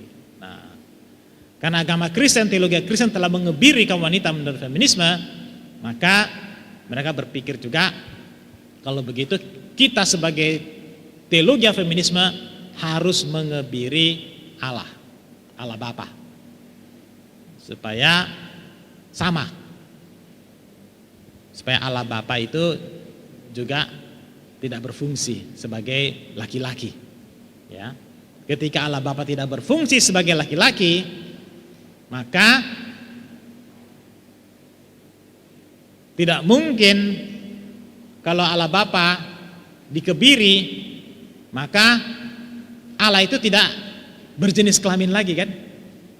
Selama ini yang mereka persoalkan kan, Allah itu kan dianggap punya jenis kelamin, Allah itu dianggap Bapa. Nah kalau dikebiri kan jenis kelaminnya kan hilang, dipotong gitu kan. Tapi itu kan istilah metafora. Ya, maksudnya supaya artinya ialah buatlah bahasa tentang Allah yang Allah itu tidak ada jenis kelaminnya. Tapi tidak mungkin, tidak ada. Ya dalam bahasa Indonesia Allah, ya kita juga tidak tahu, tidak ada jenis kelaminnya kalau bahasa Indonesia kan. Tapi kalau di Yunani, Ibrani lengkap. Gitu ya. Nah itu tidak mungkin tidak ada. Ya. Nah itu maksudnya mengebiri. Mengebiri Allah Bapa itu maksudnya ciptakanlah suatu istilah Allah itu tidak berjenis kelamin. Atau buatlah teologi bahwa Allah itu bukan Bapa, Allah ya Allah. Atau lebih jelasnya lagi, semua yang menyebut Allah itu Bapa dalam Alkitab dihapus saja. Ya. Itu bahasanya penulis Alkitab, bahasa manusia, bahasa pengalaman laki-laki. Alkitab ini ditulis oleh laki-laki, sehingga itu sebabnya mengapa mereka menyebut Allah itu Bapa, karena yang tulis itu laki-laki. Nah, karena yang ditulis oleh laki-laki, laki-laki menulis berdasarkan pengalaman, berdasarkan pikirannya. Itu bukan wahyu, hapus saja. Itu arti mengebiri. Ya. Ada lagi? Ya kita lanjut ya. Allah dan bahasa Allah. Ya. Bahasa Tuhan bukan gambar Allah dalam hal laki-laki secara keseluruhan, tapi dalam hal peran tertentu yang dimainkan oleh pria, pelaksanaan kuasa atas orang lain, dan kelas kaum pria yang memerintah. Demikianlah gambaran Allah sebagai Bapa dalam tradisi Kristen, dasarnya pada konsep patriarki tentang pater familias, di mana Bapa adalah Tuan atau Tuhan, bukan hanya terhadap istrinya, tapi juga pada anak-anak dan pelayannya. Gambaran Tuhan sebagai pater familias atau Tuhan menumbuhkan banyak masalah etika dalam hubungan antara manusia, tidak hanya antara pria dan wanita, tapi juga antara semua kelompok orang yang dibagi berdasarkan kelas atau ras dalam hubungan dominan dan penundukan. Jadi inilah konsekuensi ketika dalam Alkitab menyebutkan Allah itu adalah laki-laki, jenis kelamin laki-laki. Ya. Nah inilah yang terjadi, ya. Ya, bahwa atau Allah itu adalah Bapa, membuat wanita itu tertindas.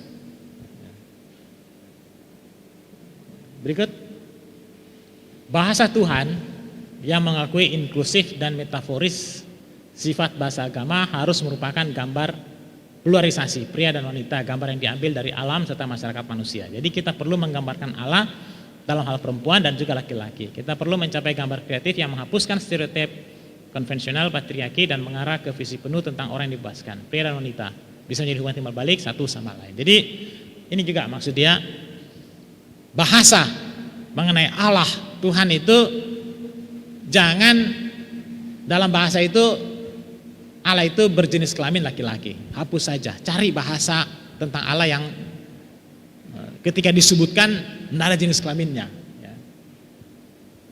Kemudian jika Tuhan wanita adalah cara untuk mengesahkan bagian perempuan sebagai kekuatan tertinggi, teologi Kristen harus terbuka untuk Tuhan wanita. Jadi feminisme malah menyarankan lebih baik Allah itu wanita daripada Allah itu pria, ya. Bagi dia itu yang lebih teologi yang tertinggi daripada teologi yang menyebut Allah itu Bapa. Berikut feminis Alkitabiah, ya. Tokohnya adalah Virginia Remy Molenkot. Mengakui memiliki pandangan inspirasi Alkitabiah sepenuhnya ilahi. Dia juga merasa Alkitab sebenarnya manusia. Jadi ini yang Alkitabiah, ya. Alkitabiah itu menerima Alkitab, ya, sebagai wahyu, ya, mengakui bagus Alkitab itu betul, ya. Patriarki itu adalah salah satu aspek manusiawi karena itu adalah latar belakang budaya Alkitab. Lalu ketika ditanyakan bagaimana dengan sistem patriarki, bahwa Bapa itu pemimpin, mereka akui yaitu memang yang disebutkan dalam Alkitab, tetapi itu ada karena budaya penulis Alkitab. Penulis Alkitab berada dalam budaya patriarki, sehingga dia menulis laki-laki itu adalah pemimpin. Berikut. Karena patriarki adalah latar belakang budaya masyarakat kitab suci, dalam baca Alkitab seorang tidak dapat mengamputasi budaya di mana Alkitab ditulis. Kita harus membuat perbedaan yang hati-hati antara apa yang untuk zaman ini dan apa untuk selamanya. Kita tidak bisa berasumsi bahwa karena Alkitab ditulis dengan latar belakang struktur sosial patriarki, maka patriarki adalah kehendak Tuhan dan untuk manusia di segala zaman dan di semua tempat. Jadi walaupun mengakui Alkitab ini wahyu firman Allah, tapi Alkitab ditulis didasarkan juga pada budaya. Nah, karena dipengaruhi oleh budaya, ada budaya yang relevan dengan masa kini, ada budaya yang tidak relevan dengan masa kini. Nah, kalau ada budaya yang tidak relevan dengan masa kini dalam Alkitab, tidak perlu diterima, ya. Ya. Dan harus dinyatakan itu bukan kehendak Tuhan. Itu bukan kehendak Tuhan untuk zaman ini. Jadi kalau ada Alkitab, hendaklah wanita berdiam diri, jangan berbicara, tidak perlu mengajar. Itu budaya pada zaman Rasul Paulus. Dan itu tidak relevan pada zaman masa kini. Dan itu bukan kehendak Tuhan pada masa kini, itu kehendak Tuhan pada masa Rasul Paulus. Itu penafsiran mereka. Nah, apakah kita juga seperti ini? Ya, mungkin beberapa gereja seperti itu juga. Ada beberapa gereja yang menafsir perkataan Paulus seperti itu, bahwa itu pada zaman itu adalah wanita tidak boleh mengajar. Kenapa? Karena pada zaman itu wanita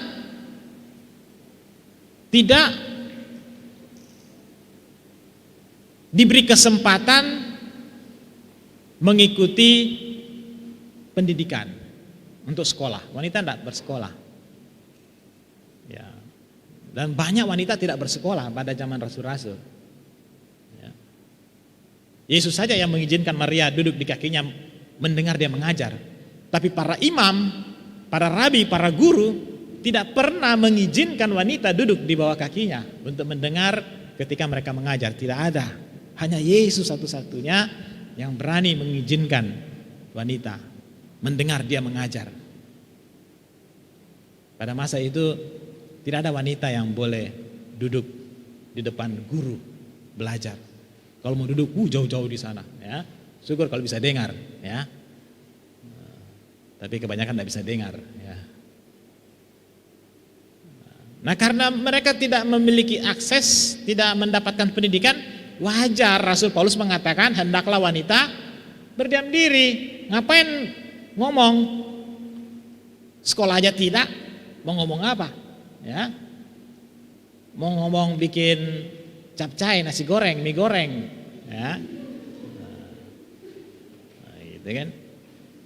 Kalau itu ya oke, tapi bukan di depan di bait Allah kan? Kalau mau ngomong di dapur aja itu ya. Itu mereka menafsirkan begitu. Itu budaya zaman Rasul, wanita itu tidak bersekolah. Sehingga tidak diizinkan mengajar. Tapi sekarang wanita sudah berpendidikan, sarjana, magister, doktor, ya, dan bidang apa saja wanita ada. Nah, karena wanita sudah berpendidikan, jadi sekarang wanita boleh memimpin, boleh mengajar, boleh jadi pendeta, jadi imam. Nah, itu penafsiran mereka. Ya, jadi, nah, apakah kita juga seperti itu? Ya.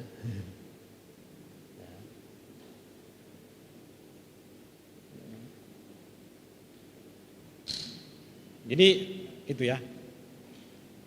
Tapi jelas ya, tapi bagi kita ya, walaupun penulis Alkitab menulis dipengaruhi oleh budaya, oleh teologi, bagi kita Alkitab tetap relevan pada masa kini. Apa yang ditulis dalam Alkitab tetap relevan pada masa kini. Apa yang dikatakan Rasul Paulus, hendaklah wanita berdiam diri, tetap relevan. Tapi dengan makna apa? Ya, dengan makna bagaimana wanita berdiam diri? Ya. Ya. Dengan makna apa? Ya. Tapi apakah itu wanita tidak boleh jadi pemimpin? Tidak juga seperti itu maknanya. Tapi jelas juga ketika Rasul Paulus mengatakan hendaklah wanita berdiam diri, tidak juga harus dipakai wanita tidak boleh mengajar. Bukan juga, ya. Ya itu harus ditafsir lagi, ya. Silakan tanya nanti di dosen hermeneutik atau dosen teologi, ya, teologi sistematik, ya. Nah, yang baru belum ya, belum ambil teologi sistematik atau sudah ya, yang satu ya, teologi sistematik 1 ya, ya silakan. Tapi itu di teologi kalau mengenai wanita, ya kalau teologi bisa saja dikait-kaitkan ya. Walaupun yang diajar teologi tentang Alkitab, ya bisa saja ini dimasukkan lagi ketika dia mengajar tentang kristologi, ini bisa juga ditanyakan ya. Jadi Molenkot tidak mendukung penolakan dari kristologi, tapi menyerukan interpretasi bagian tertentu. Jadi itulah dia mencoba reinterpretasi. Berikut Allah bahasa yang Alkitabiah ya. Jadi ini kembali lagi kepada bahasa Allah. Tidak aja simbolisme perempuan yang memberikan perkembangan spiritual laki-laki dan perempuan, penggunaan gambar wanita bersama gambar pria tidak hanya memberdayakan wanita, tapi juga memberdayakan pria untuk menerima menghargai sifat feminin dalam kodrat mereka. Jadi justru bagus menurut mereka kalau Allah itu, bahasa tentang Allah itu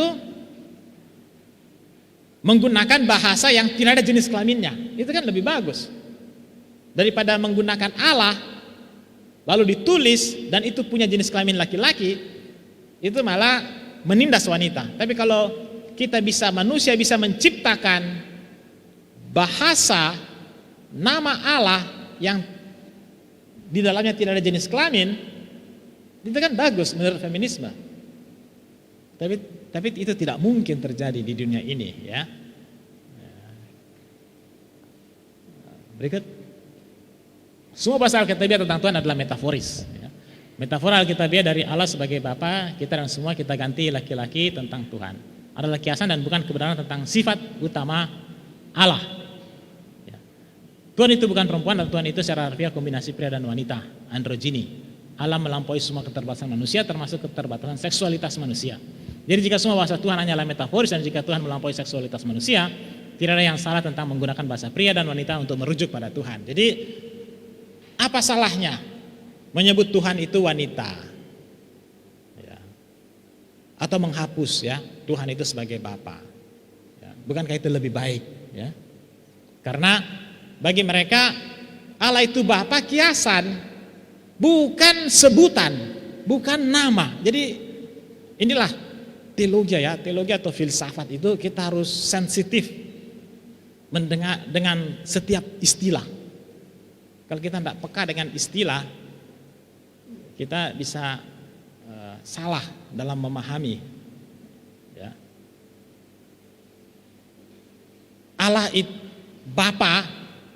Bapa itu metaforis. Allah itu Bapa itu sebutan, itu nama. Itu berbeda. Ya. Kalau dia metaforis, berarti itu hanya simbol saja, simbol lambang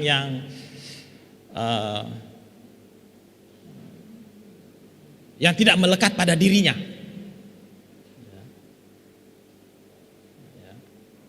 Jadi misalnya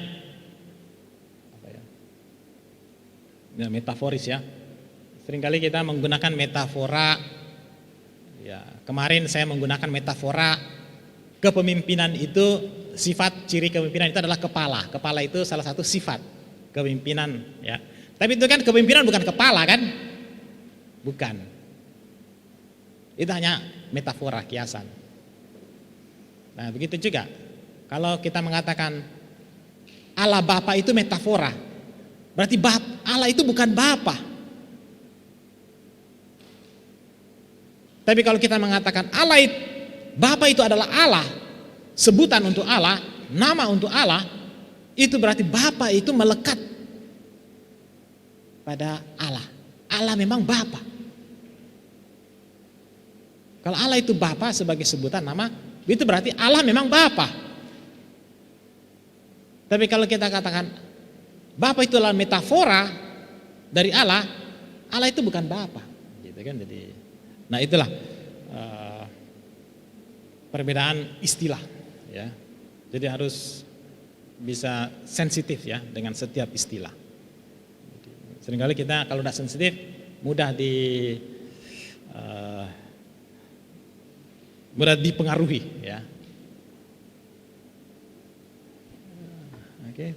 Tuhan itu bukan perempuan. Ya, oke, berikut. Misal kita menggunakan citra feminin untuk Tuhan dan dia mengutip beberapa contoh. Pertama, Kejadian 3, Tuhan membuat pakaian, ya, pekerjaan perempuan. Jadi pakaian itu pekerjaan perempuan, ya, untuk Adam Hawa selama pengembaraan, dan juga sebagai ibu menyediakan makanan.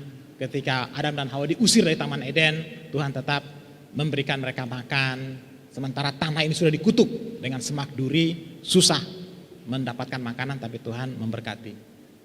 Yesaya kaya dan perempuan wanita. Yesaya 42:14, Tuhan menangis seperti wanita. Yesaya 49:15, Allah itu seorang wanita, ya, seperti wanita yang tidak bisa melupakan anaknya yang menyusu. Yesaya 66:13, Tuhan menghibur umatnya seperti seorang ibu menghibur putranya. Kemudian ada di Perjanjian Baru, Lukas 15, wanita yang kehilangan koin, kehilangan uang. Itu adalah gambaran Allah. Allah itu seperti wanita yang tidak merasa puas sampai dia menemukan walaupun cuma satu koin, satu keping uang yang hilang itu. Jadi Alkitab memberi kita gambaran wanita dan kita harus menggunakan secara teratur dalam kehidupan gereja. Kita mengenal Tuhan sebagai Bapa, itu tidak salah untuk menggunakan citra laki-laki, tapi masalah kita tidak boleh berhenti di situ. Kita tidak boleh juga mengabaikan citra wanita untuk Tuhan, tapi juga menggunakannya dalam ibadah, termasuk berdoa, Bapa, Ibu kami yang ada di surga, penggunaan doksologi non seksis. Jadi karena dia metafora, kiasan, jadi yang berbeda, bertentangan dengan itu pun bisa kita gunakan sebagai metafora juga. Jadi metafora juga berarti lawannya bisa juga kita pakai. Karena itu hanya metafora kan. Beda kalau itu adalah sebutan nama. Kalau dia sebutan nama, maka yang menjadi lawannya, lawan kata dari sebutan itu tidak boleh dipakai. Jadi Allah itu Bapa. Karena itu adalah sebutan nama yang melekat pada dirinya, tidak bisa kita menyebut Allah itu ibu, nggak bisa. Karena itu adalah. Tapi kalau dia metafora, kita bisa sebut Allah itu Bapa, kita juga bisa sebut Allah itu ibu. Ya. Itulah metafora, beda metafora dan nama atau sebutan. Ya, jadi kalau namanya bakso, saya mau ganti bacok, ya nggak bisa, bakso, gitu kan? Jangan bacok, bacok lain lagi gitu ya. Tapi kalau metafora bisa diganti-ganti kan, apa saja. Ya. Tapi kalau nama nggak bisa kan, nama cuma satu, ya itu aja. Ya. Kecuali kalau dia punya banyak nama, ya punya banyak nama boleh saja, tapi yang itu saja, jangan diganti lagi dengan yang lain. Evaluasi kritis ya tentang kitab suci, Tuhan, manusia dan dosa ya. Hermeneutik. Nah, sekarang itu pandangan mereka, lalu bagaimana kita menilai ya.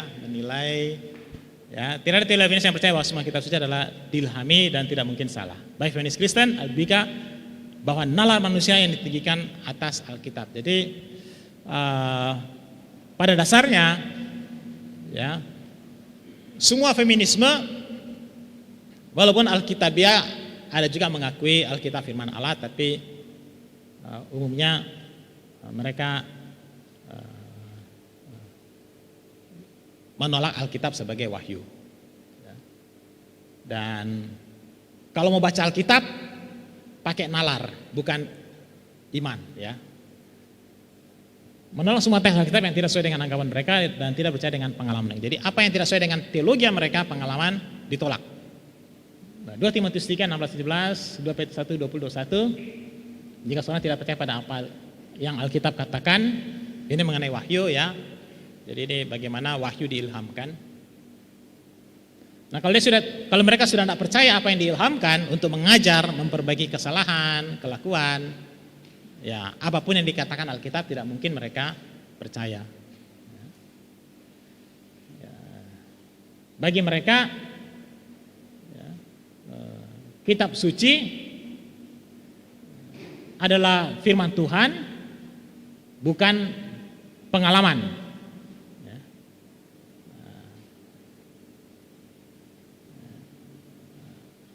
Ya.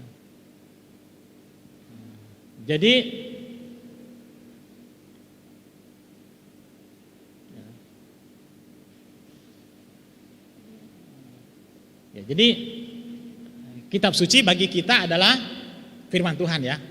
Kitab suci itu bukan pengalaman. Kitab suci itu bukan juga akal manusia ya. Walaupun penulis Alkitab dalam menulis Alkitab dipengaruhi oleh akalnya, dipengaruhi oleh teologianya, dipengaruhi oleh budayanya, tapi itu adalah wahyu ya. Itu yang tadi ya, bahwa ada ayat-ayat dalam Alkitab itu hanya relevan pada zaman itu, tidak relevan pada zaman sekarang. Nah, karena tidak relevan dengan zaman sekarang, maka teks Alkitab yang tidak relevan itu harus didekulturisasi, harus dihapus dalam budaya masa kini. Karena itu tidak sesuai dengan zaman ini, tidak sesuai dengan budaya sekarang. Ya. Itu dekulturisasi. Jadi budaya Alkitab yang sudah tidak relevan dengan budaya zaman sekarang itu dihapus, didekulturisasi. Ya. Ya. Para teolog feminis dalam berbagai tingkat telah menolak Alkitab sebagai sumber dari semua teologi.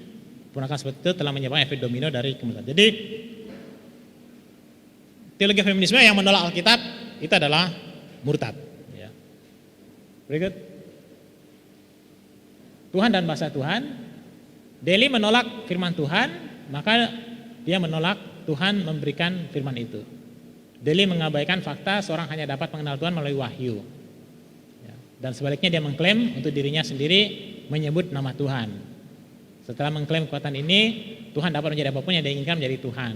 Ya, jadi bagi dia, ya jelas dia menolak Alkitab ya. Dia akan radikal, tidak mengakui Alkitab sebagai firman.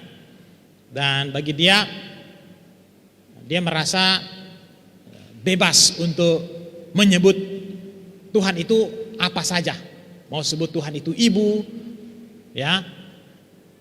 Anak itu bukan putra tapi putri, itu terserah dia. Dia merasa dia punya kuasa untuk mengklaim menyebut Tuhan dengan apa saja. Nah, itu pandangan dia. Berikut. Tidak pantas bagi kita membuat gambar kita sendiri tentang Tuhan. Feminis Kristen mencari nama Tuhan berdasarkan pengalaman mereka sendiri daripada menggunakan bahasa gambar Tuhan. Dengan demikian malah dengan berbicara Tuhan sebagai Dewi, Goddess atau Ibu. Kalau kita setia pada firman Tuhan, kita akan menyebut Tuhan hanya sebagaimana dia menamai dirinya. Jadi sebagai orang Kristen, kita hanya boleh menyebut Tuhan Allah seperti apa yang ditulis dalam Alkitab, ya itulah yang kita sebut. Jangan kita robah-robah lagi. Ya. Nah, feminisme berusaha merubah semua itu. Ya. Bagi kita harus menerima apa adanya. Ya. Berikut. Feminis Alkitabiah membenarkan memanggil Allah Bunda atas dasar citra perempuan Alkitabiah. Feminis Alkitabiah harus menyadari bahwa ada perbedaan signifikan antara teks menyatakan bahwa Tuhan seperti sesuatu yang feminin dan teks yang secara langsung menyebut Allah sebagai Bapa. Ya. Jadi kita harus memang dalam Alkitab ada menyebut ya. Perjanjian baru Tuhan itu seperti wanita yang mencari uang yang hilang, dirma ya. Dirham yang hilang itu ya. Dia mencari. Tuhan seperti wanita itu. Di Yesaya juga Tuhan seperti wanita yang menangis ya. Yang menyusui. Di Kejadian Tuhan itu seperti wanita yang membuat pakaian buat Adam dan Hawa ketika jatuh dalam dosa. Yang memberi mereka makan ketika keluar dari Taman Eden. Harus dibedakan dengan Tuhan adalah Bapa. Tuhan sebagai metaforis dalam gambaran wanita itu metafora. Harus dibedakan ketika Allah itu Bapa, itu adalah sebutan, itu nama. Harus bisa dibedakan. Ya, jadi jangan lalu disamakan. Karena ada gambaran Tuhan sebagai ibu, maka bisa juga kita sebut Allah itu ibu. Nggak bisa. Ya. Karena beda antara metafora dan nama atau sebutan. Berikut. Sebagai manusia yang berdosa kita hanya bisa mengenal Tuhan sebagaimana dia mengungkapkan dirinya pada kita. Memang benar bahwa Tuhan bukan laki-laki atau perempuan. Karena kita tidak dapat membahas Tuhan dalam bahasa apapun yang kita anggap pantas. Jika kita mau tetap setia pada firman Tuhan, kita harus terus menyembah dia dan menyapa dia sebagaimana dia telah menyatakan dirinya dalam firman itu. Feminis Alkitabiah tidak setia pada firman Allah dan dengan demikian pandangan mereka tentang bahasa Allah, citra Allah adalah salah. Ya, jadi tetap apa yang dikatakan Alkitab, Allah itu Bapa, ya itulah Allah. Berikut manusia, ya Galatia 3:8 dan ciptaan. Teks ini mengungkapkan bagaimana orang percaya di hadapan Allah tidak bicara tentang masalah yang berkaitan dengan ketertiban di gereja atau fungsi khusus wanita di sedang jemaat. Ya, jadi ini ayat Galatia ini semua orang adalah sama ya. Baik, tidak ada pria dan tidak ada wanita, tidak ada tuan, majikan, Yahudi, Yunani, tidak ada. Kita semua di hadapan Tuhan adalah sama ya. Kemudian laki-laki dan subordinasi perempuan adalah kehendak Tuhan, namun kepemimpinan subordinasi disalahpahami jika digunakan untuk mendukung superioritas dan dominasi laki-laki. Ya, jadi Alkitab sudah menetapkan yang pemimpin itu adalah dalam keluarga, laki-laki adalah, suami adalah kepala, ya. Wanita tunduk kepada suami. Ya, sudah begitu. Tetapi tidak berarti ketika suami menjadi kepala lalu berlaku sewenang-wenang. Jelas dalam Alkitab, hendaklah suami menjadi kepala seperti Kristus kepala atas jemaat. Harus begitu. Jadi jangan karena suami adalah kepala lalu dia mau melihat wanita subordinasi lalu seenaknya, semena-mena, secara tidak adil memperlakukan wanita sebagai subordinasi. Begitu wanita, hendaklah kamu ya tunduk kepada suami ya, sebagaimana ya, jemaat ya tunduk kepada Kristus ya, atau sebagaimana Kristus juga tunduk kepada Bapa di sorga gitu ya. Jadi tunduk juga bukan tunduk menanduk atau tunduk munafik, tunduk ya supaya gaji suami bisa selalu disetor tiap akhir bulan gitu kan. Bukan begitu tunduknya, tunduk seperti jemaat kepada Kristus ya. Subordinasi adalah demi keteraturan dan kesatuan. Sekali lagi, kekepalaan tidak menyerahkan bahwa pria itu superior atau secara fisik lebih baik daripada wanita. Jadi bukan berarti bahwa ketika suami adalah kepala, Adam itu diciptakan pertama, lalu mau merasa diri superior, diri laki-laki itu lebih pintar, lebih kuat, lebih mampu dari wanita. Tidak ya. Ketika Perjanjian Baru berbicara tentang asal mula subordinasi perempuan yang laki-laki yang melakukan dasar kejadian 2 bukan asal dasar kejadian 3. Jadi itu seperti tadi bahwa ketika suami adalah kepala, itu dasarnya adalah kejadian pasal 2, bukan kejadian pasal 3. Pasal 3 itu manusia sudah jatuh dalam dosa. Pasal 2 itu manusia belum jatuh dalam dosa. Jadi kepala ya, laki-laki sebagai kepala dalam situasi seperti ketika Adam dan Hawa belum jatuh dalam dosa. Seperti itulah laki-laki terhadap wanita, suami terhadap istrinya, seperti Adam terhadap Hawa. Bagaimana Adam memperlakukan Hawa sebelum jatuh ke dalam dosa, seperti itulah suami menjadi kepala atas istrinya. Bukan menjadi kepala atas istrinya seperti Adam dan Hawa setelah jatuh dalam dosa. Adam dan Hawa setelah jatuh dalam dosa, ya seperti kebanyakan suami pada masa kini, ya begitulah memperlakukan istrinya, ya. Dasar untuk pengajaran ini bukanlah kutukan dari kejatuhan, tapi tujuan asli Allah dalam penciptaan. Kejadian 3 menggambarkan gangguan dan distorsi tatanan ciptaan yang dibawa oleh kejatuhan dalam dosa. Kutukan yang diucapkan dalam Kejadian 3:16 tidak melembagakan subordinasi seperti itu, tapi membuat hubungan itu mencengkelkan bagi kedua belah pihak. Pria adalah kepala wanita dari saat pertama penciptaannya, tapi setelah jatuh ada keinginan untuk mendistorsi hubungan ini menjadi dominasi atau kemerdekaan. Gangguan disebabkan oleh dosa diperoleh oleh penebusan Kristus.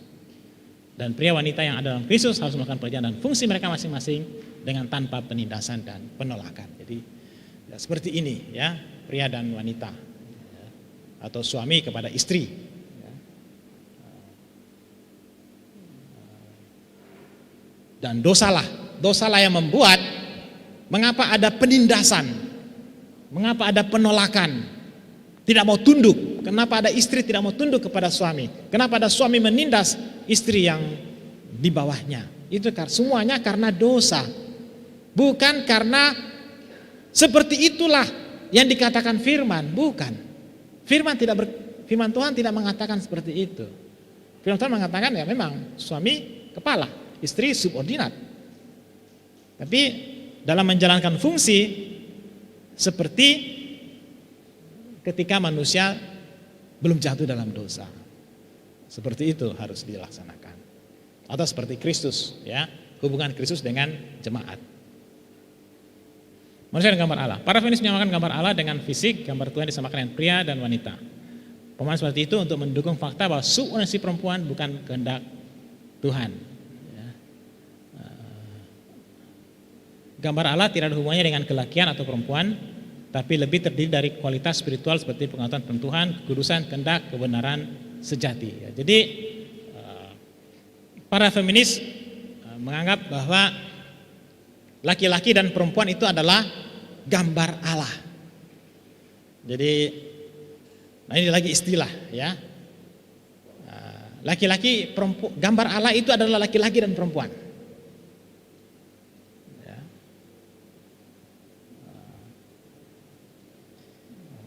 Bukan.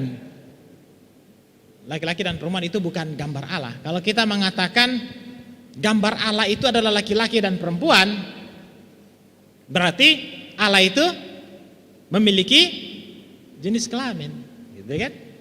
Memang Tuhan menciptakan kita menurut rupa dan gambar Dia. Laki-laki dan perempuan diciptakanlah mereka. Nah, apakah berarti laki-laki dan perempuan itu gambar Allah? Marilah kita membuat manusia serupa dan gambar kita. Lalu diciptakanlah manusia laki-laki dan perempuan. Nah, jadi gambar Allah bukan itu ya. Gambar Allah itu adalah ya, spiritual, ya. Pengetahuan, mengenal Tuhan, kekudusan, kehendak, kebenaran. Nah, itulah gambar rupa Allah. Bukan laki-laki dan perempuan. Karena Allah itu adalah roh. Roh itu tidak punya jenis kelamin. Jadi hati-hati dengan istilah. Ya. Kalau kita tidak peka, kita terima itu laki-laki dan gambar Allah, laki-laki dan wanita adalah gambar Allah. Ya. Akhirnya berarti Allah itu punya jenis kelamin, gitu kan? Tanpa sadar kita mengaku seperti itu. Berikut. Dosa. Teologi feminis telah gagal mengenali fakta bahwa dosa melibatkan lebih dari sekedar cacat pada hubungan manusia. Struktur berdosa bukan penyebab dosa. Dosa adalah penyebab struktur berdosa. Ketika orang berdosa, dia menentang Tuhan. Karena dosa, manusia adalah musuh Tuhan, layak mendapat hukuman kekal. Dosa bukan hanya cacat, tapi rusak total. Semua orang berdosa, pria dan wanita. Meskipun kita saling berdosa, semua adalah dosa terhadap Allah. Semua dilahirkan dengan dosa asal. Dan tidak ada seorang pun pria dan wanita dilahirkan pada dasarnya baik. Ya, jadi inilah arti dosa. Feminisme mengartikan dosa berbeda. Itu hanyalah cacat. Dosa itu hanya cacat. Ya. Jadi manusia itu tidak rusak total. Dan manusia itu pada dasarnya baik. Ya. Itulah pandangan feminisme tentang dosa. Jadi berbeda ya. Bagi kita semua orang berdosa, pria wanita berdosa. Ya. Dan dosalah yang menyebabkan ada penindasan, ya. Perlakuan sewenang-wenang. Itu dosa, bukan sistem, bukan struktur. Feminisme menganggap sistem struktur yang menyebabkan dosa. Patriarkat, sistem patriarkat yang menyebabkan dosa. Padahal sistem lembaga keluarga sudah diciptakan Tuhan ketika Tuhan menciptakan Adam dan Hawa. Ketika Tuhan menciptakan Adam dan Hawa, sudah ada, pada saat itu ada keluarga. Dan keluarga yang terbentuk pada saat itu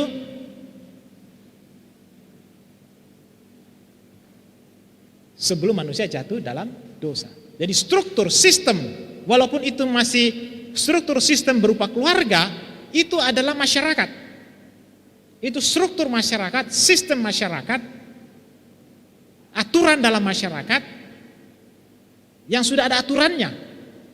Bahwa yang menjadi kepala dalam keluarga itu adalah Adam.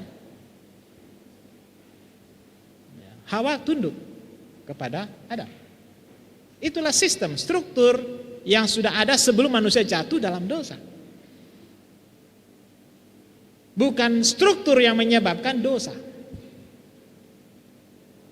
Tapi dosa yang menyebabkan struktur sistem ini berdosa. Bisa dimengerti? Pada dasarnya sistem struktur masyarakat yang ada tidak berdosa. Belum ada waktu itu. Sistem aturan sudah ada sebelum manusia jatuh dalam dosa. Sebelum ada dosa, struktur itu sudah ada. Dan itu menjadi berdosa itu karena dosa. Jadi bukan sistem yang menyebabkan dosa. Dosa yang menyebabkan sistem itu berdosa. Itulah feminisme putar balik ya. Nah. Oke, berikut. Lanjut. Oke, kristologi ya. Oke. Sebelum kristologi, ya ini lebih rumit lagi ya. Ini masih tentang manusia, tentang Allah, tentang dosa ya. Nah, tentang Alkitab. Ya, Alkitab sudah ya sebelumnya. Kalau ada yang mau bertanya, tinggal 10 menit kita break ya. Lalu saya menguji. Ya, silakan.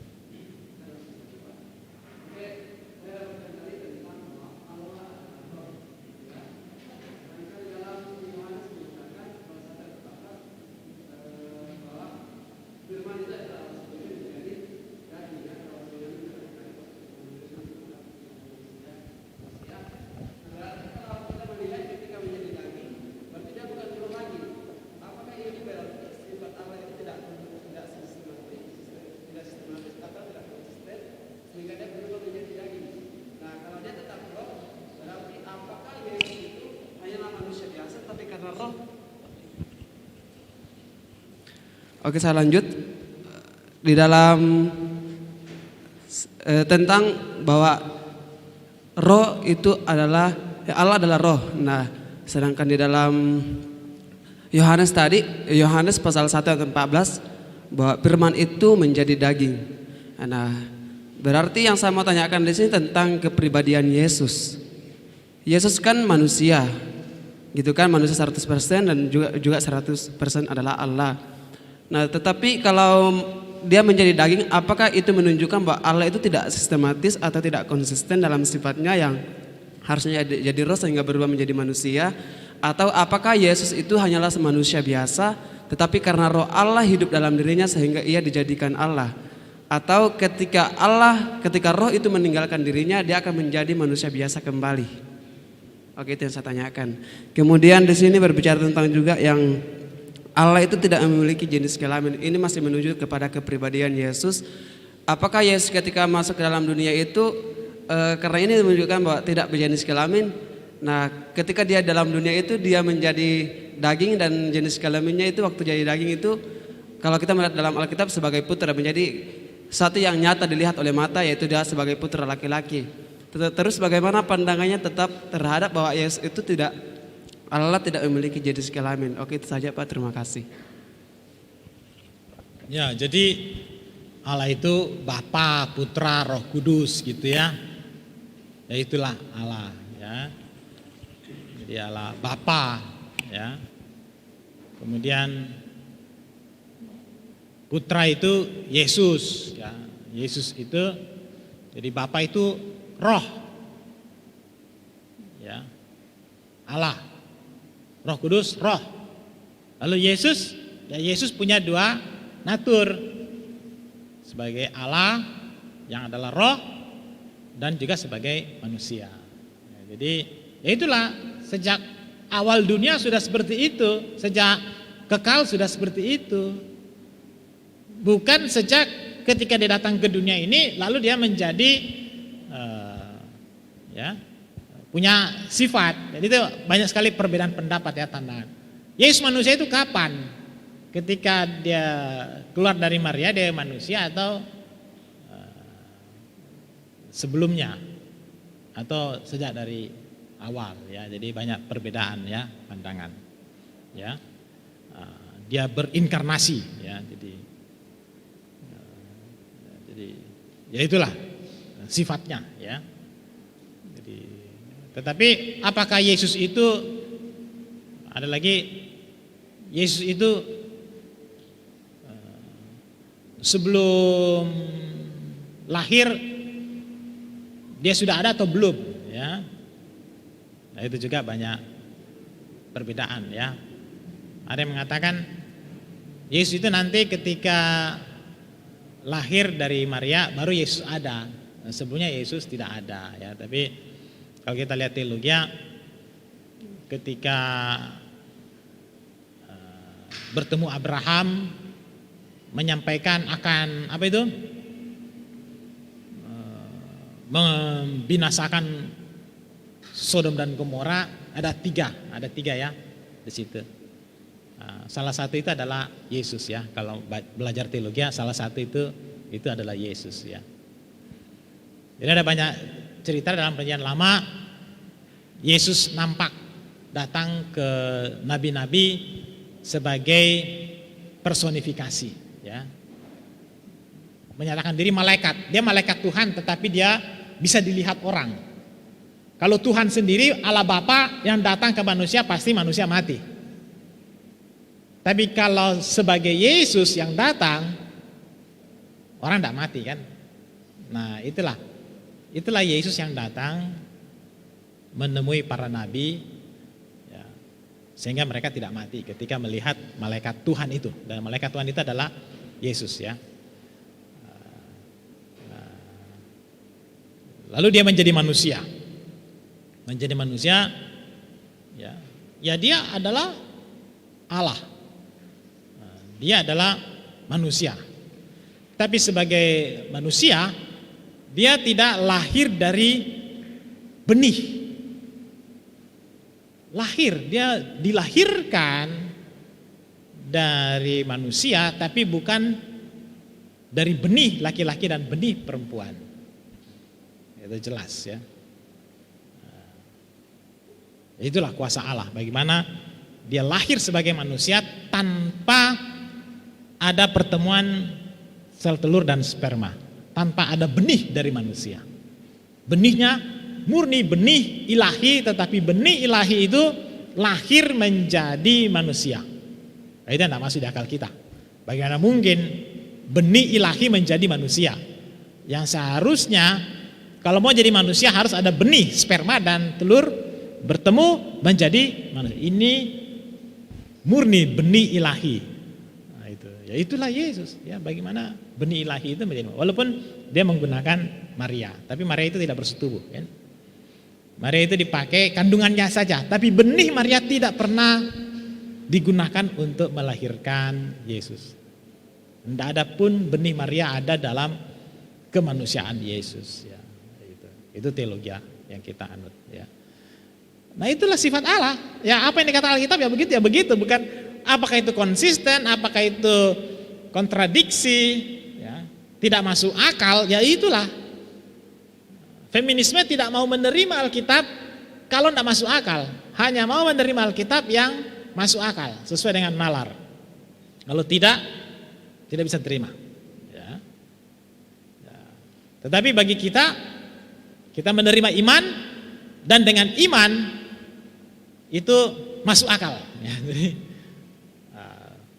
banyak orang ya, mengatakan saya hanya mau beriman kalau masuk akal, ya, kalau masuk akal baru saya beriman. Tapi Agustinus katakan saya untuk bisa masuk akal, saya harus beriman dulu. Saya harus mengimani baru bisa masuk akal. Saya tidak mungkin ya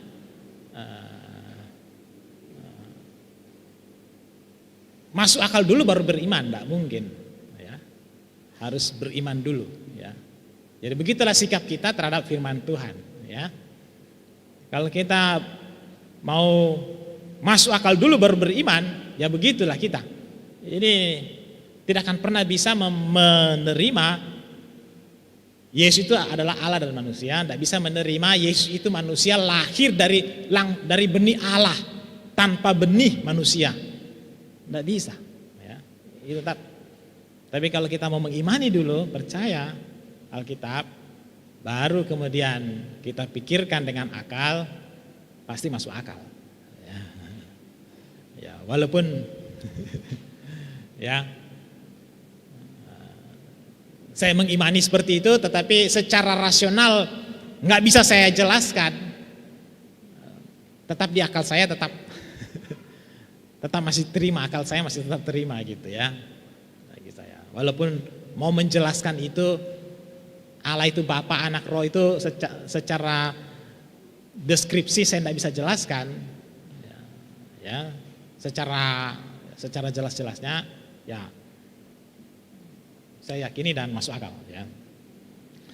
Ya. Kemudian ya saya kira begitu ya. Oke.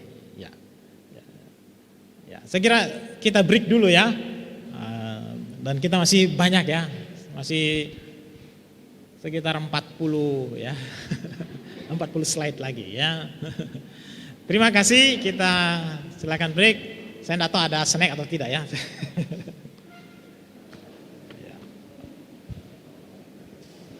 Ya, silakan majelis campur.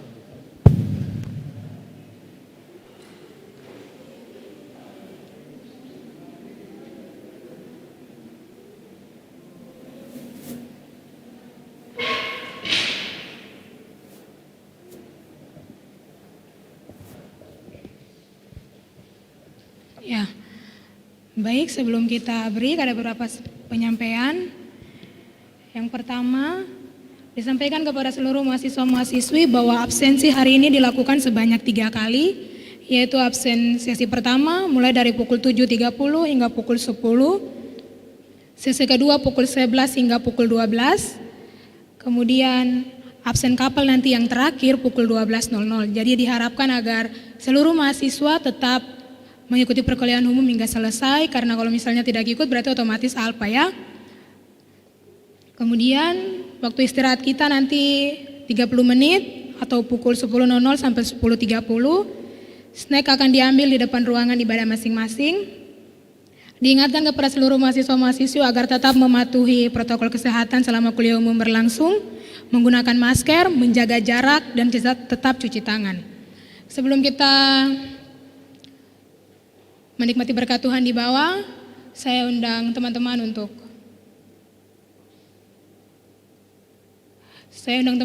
singers untuk maju ke depan, dan pemusik kita akan menyanyi, kemudian berdoa, dan teman-teman bisa mengambil bagian di bawah.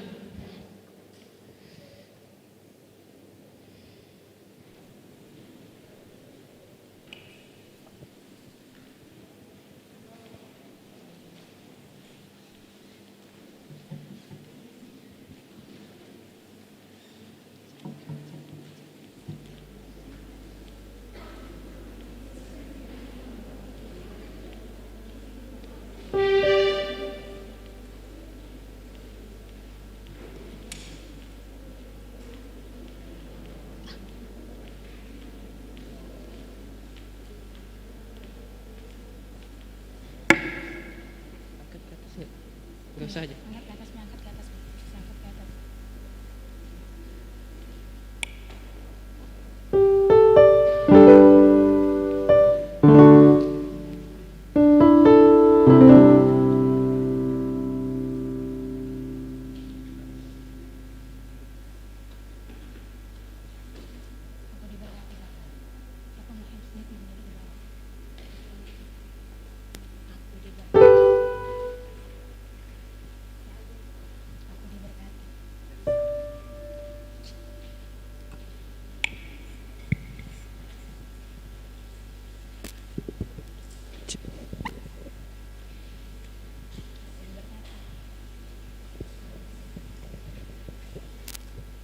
Kita akan nyanyikan pujian Aku Diberkati. Saya undang teman-teman bangkit berdiri. Kasih setiamu nyata bagiku, setia bagiku.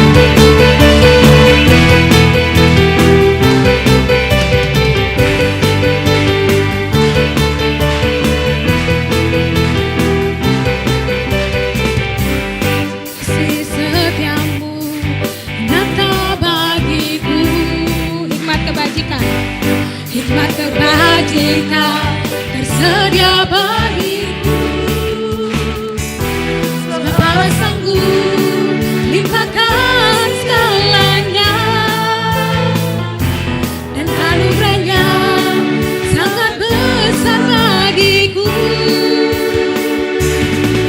Aku diberkati, aku dilimpahi, karena Allah sanggup untuk menyediakan. Aku diberkati, aku dilimpahi atas sempurna anugerah Tuhan bagiku.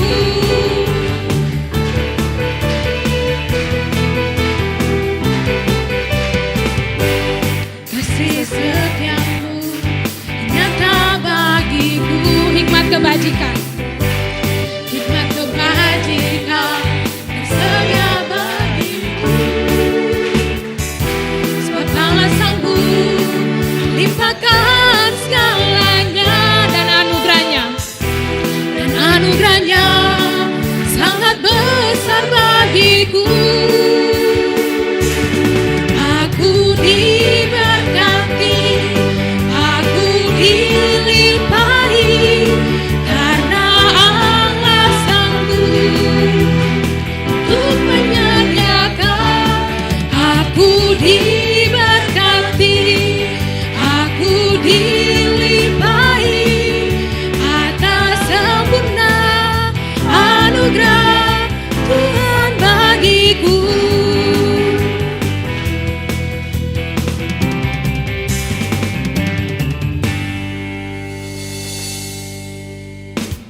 Kita akan berdoa untuk berkat Tuhan yang telah disediakan. Dengan kasih minta Saudari Agustina untuk memimpin kita dalam doa. Ya, mari kita satu dalam doa. Bapa di surga, kami datang kepadamu pada saat ini mengucap syukur atas penyertaan Tuhan di dalam kehidupan kami. Hingga pada saat ini Tuhan, kami boleh mengakhir sesi pertama kami dengan baik. Kiranya Tuhan selalu memberkati kami. Terpujilah namamu Yesus, dan tersedia berkat di bawah. Kiranya Tuhan selalu memberkati sebelum kami menikmatinya Tuhan. Kiranya Tuhan sucikan, kuduskan menjadi kekuatan baru bagi tubuh jasmani kami. Terpujilah namamu, kami sambut berkat-Mu, dan kami menutup sesi pertama ini hanya di dalam nama Tuhan Yesus. Haleluya, amin. Teman-teman bisa ke depan ruangan karena snack akan dibagikan di depan.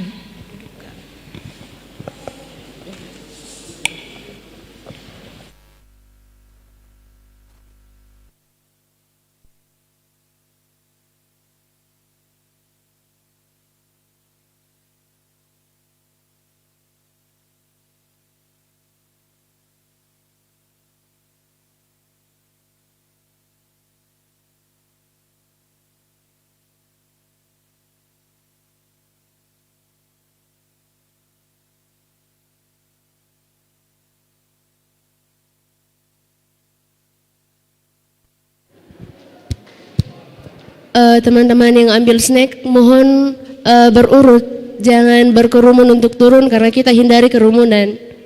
Jadi mohon kesabaran teman-teman, kita akan bertahap turunnya. Kemudian kalau sudah ambil snack silakan berpencar, tapi tidak boleh berkerumun dan tetap protokol kesehatan berjalan. Jadi kalau teman-teman sudah ambil snack silakan cari tempat untuk makan, tapi tidak boleh berkerumun. Nanti jam 10.30 harus sudah kembali ke chapel. 10.30 sudah kembali ke chapel. Terima kasih. Mungkin teman-teman sudah mulai bertahap untuk turun. Dari sebelah kanan saya mungkin teman-teman yang di sana. Silakan. Ya.